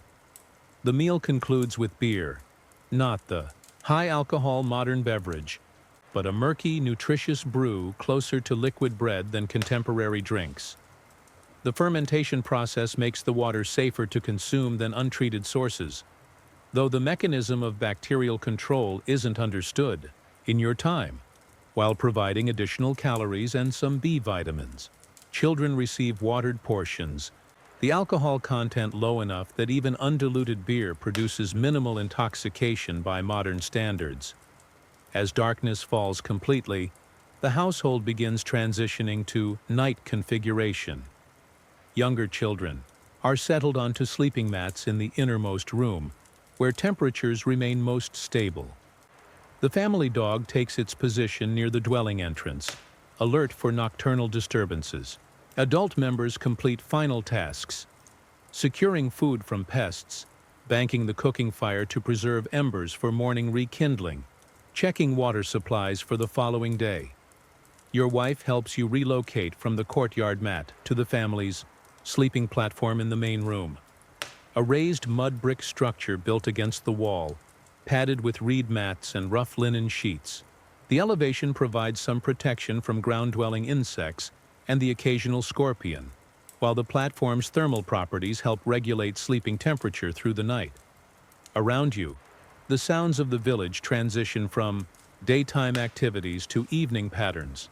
Children being settled, animals being fed or secured. The murmur of adult conversations reviewing the day's events and planning tomorrow's requirements. Throughout the settlement, similar domestic scenes unfold, individual variations played against the common template of agricultural village life that has remained remarkably consistent across millennia. Sweet dreams about modern plumbing tonight. My friends, as you nestle into your clean, insect-free mattress, and yes, I'm jealous of both, consider how many generations of humans had to live through scenarios like this one to bring us indoor toilets and antibiotics. If you're enjoying this horror story masquerading as history, please like and subscribe. It helps the algorithm show this content to other potential insomniacs. Hour 11. Evening, community interaction and storytelling, 3 p.m. As night fully envelops the village, your family might ordinarily be preparing for sleep. The luxury of staying awake after dark, burning precious oil or fuel simply for social purposes, is limited in your resource-constrained world. However, tonight differs from usual patterns. Your illness has drawn attention from the community, and as is customary when sickness strikes, neighbors begin to arrive with small offerings and social support.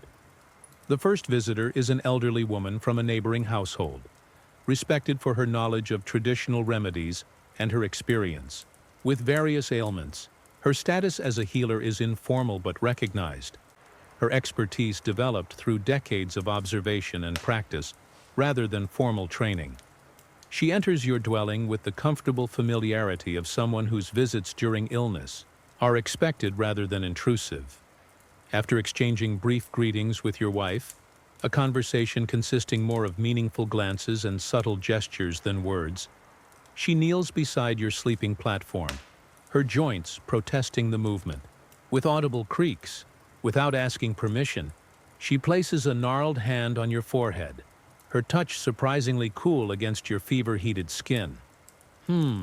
She murmurs, an ambiguous sound that could indicate either concern or reassurance.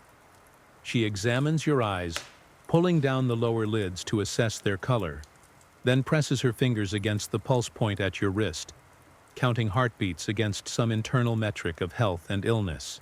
What remedy has been given? She asks your wife, who recites the herbal mixture prepared earlier. The healer nods approval at some ingredients, makes a skeptical sound at others, then reaches into a small pouch tied at her waist. From it, she produces a twist of dried leaves. Add these to the morning dose, she instructs. Boil until the water turns dark, then cool before drinking. She doesn't name the plant material, either assuming your wife recognizes it or more likely maintaining the professional mystery that enhances her status as a specialist. Knowledge in your society is often guarded rather than freely shared, proprietary expertise being one of the few forms of capital available to those without material wealth or political power. The healer's visit has social significance beyond the practical medical advice offered. Her attendance signals to the community that your illness is being properly addressed according to traditional protocols. This matters in a society where disease is understood partially through supernatural frameworks, illness potentially resulting from divine displeasure, ancestral dissatisfaction, or malevolent magic rather than purely biological processes. The healer's involvement helps categorize your condition as a natural ailment rather than a spiritual transgression, requiring more elaborate intervention. As the healer takes her leave, departing with a small payment of grain from your household, stores, the economy of care being neither fully monetized nor entirely altruistic, other visitors begin to arrive. These are primarily male neighbors and work colleagues coming to inquire about your condition and share news of the day. Their visits serve multiple functions, demonstrating social bonds, exchanging practical information, and subtly assessing whether your household might need assistance during your incapacitation. The visitors gather in the courtyard, where your wife has rekindled the cooking fire to provide both light and hospitality. Though resources are limited, failing to offer evening visitors some small refreshment would violate social norms of reciprocity and generosity. She distributes the last of the day's bread and small cups of beer. The portions token, but the gesture, essential to maintaining household status within the community network. Unable to join the gathering due to your illness, you listen from your sleeping platform as conversation unfolds in the courtyard. The topics are predictable but vital to village life. Water levels in the irrigation system, the progress of crops in various fields, the quality of this season's flax harvest and implications for textile production, anticipated tax assessments based on observed government activity. Interspersed with these practical matters are discussions of more dramatic recent events.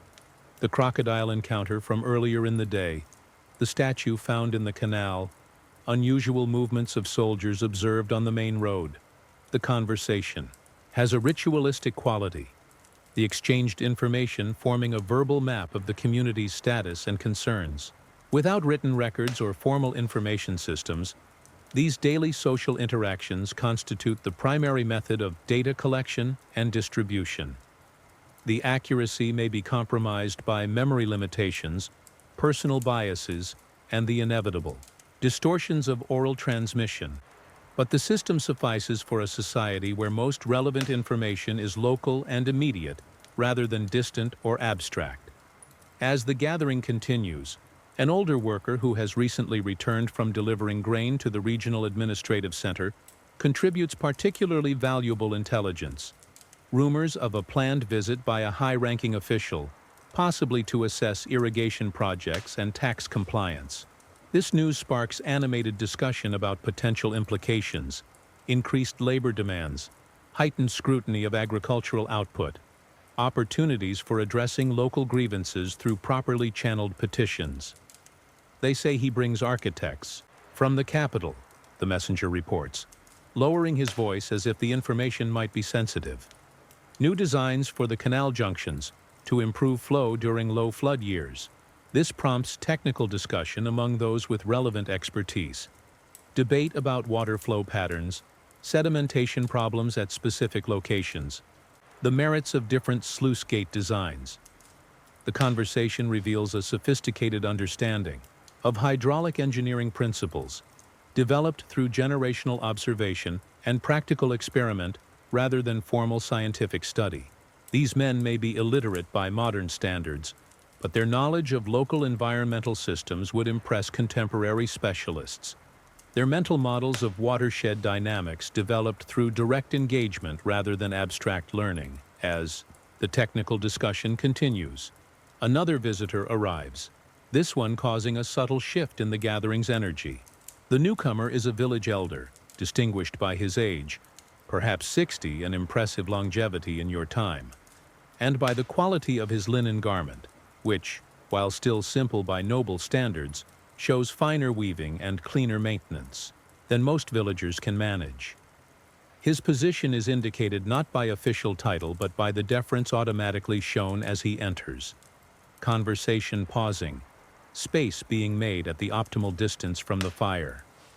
Your wife offers the elder the household's best cup, still a simple clay vessel, but with minimal chips and crude decorative markings around the rim.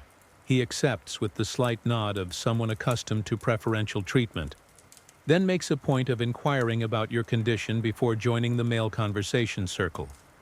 The inquiry is brief and general, its purpose more social acknowledgement than genuine medical concern, but the formality satisfies custom. With the elder's arrival, the conversation's nature shifts from practical information exchange to more formal storytelling. This transition marks the difference between daily communication and cultural transmission. The elder's role includes not just participation in current discussions, but preservation and interpretation of community knowledge across time. This talk of officials and architects reminds me, the elder begins, settling into the rhythmic cadence that signals a familiar tale is coming. Of the time during my grandfather's youth when the regional governor himself came to inspect the canals. The gathered men adjust their positions slightly, bodies relaxing as the discourse shifts from information processing to narrative reception. This is entertainment in your world, not passive consumption of pre-packaged media, but active participation in communal storytelling, where the line between audience and performer remains permeable. The elder's tale unfolds with practiced pacing, its structure familiar to frequent listeners, but its details embellished or adjusted to maintain interest and relevance to current concerns. The story ostensibly recounts a historical visit by a government official, but embedded within it are practical lessons about proper deference to authority, strategies for presenting community needs effectively, warnings about bureaucratic treachery, and models of resourceful problem-solving by village ancestors. As the elder speaks, younger men occasionally interject with questions or comments, participating in the narrative construction while demonstrating proper respect through the timing and nature of their contributions. The interaction follows unwritten but clearly understood protocols. When interruption is permitted, which types of questions enhance rather than disrupt the storytelling flow. How to signal appreciation without excessive flattery that might seem insincere. From your sickbed, you listen with the comfort of familiarity. You've heard variations of this tale since childhood, its details shifting with each retelling, but its essence remaining consistent. The story serves as a thread connecting you to previous generations who faced similar challenges with comparable resources, providing both practical wisdom and emotional reassurance that current difficulties have precedents and solutions.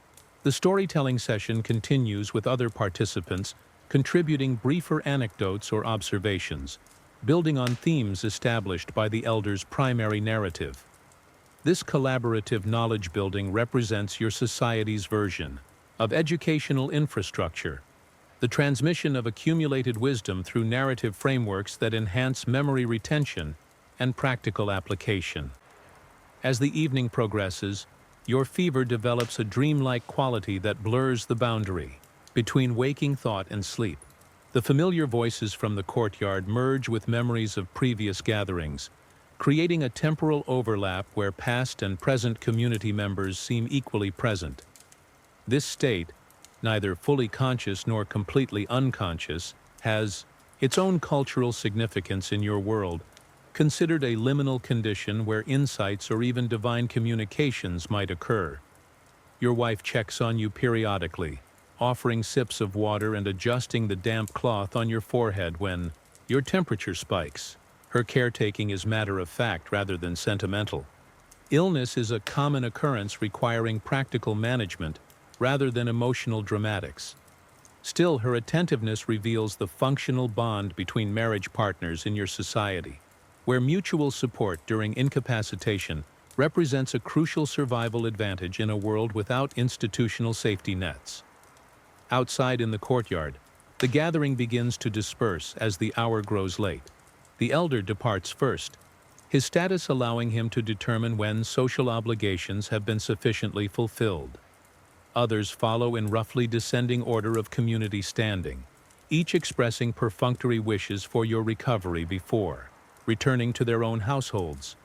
As the visitors leave, they carry with them updated information about your condition to share with other village members.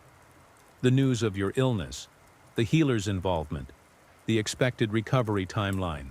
This information dissemination serves practical purposes, allowing community members to adjust labor allocations or assistance offerings if needed, while also satisfying the basic human need for social awareness and connection. Your wife secures the dwelling entrance for the night after the final visitor departs, sliding a wooden bar across the doorway, not substantial enough to prevent determined intrusion, but sufficient to signal occupancy and deter casual theft. The family dog settles into its guarding position, its presence providing both actual security through alert barking and psychological comfort to household members. The night deepens around the village, darkness nearly complete save for occasional oil lamps marking movement between dwellings or late household tasks.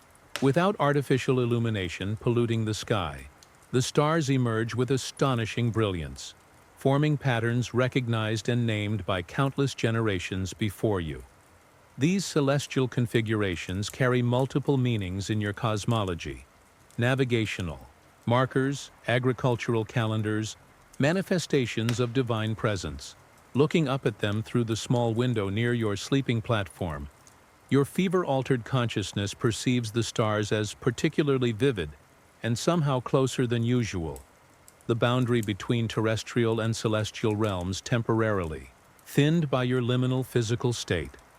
Sleep approaches in waves, your consciousness ebbing and flowing with the rhythm of fever cycles. In this half-waking state, the sounds of the village night form an audio landscape both comforting and alerting. Familiar animal noises, the murmur of late conversations from neighboring dwellings, distant singing from a household celebrating some private occasion, the constant subtle chorus of insects that forms the baseline of nocturnal existence.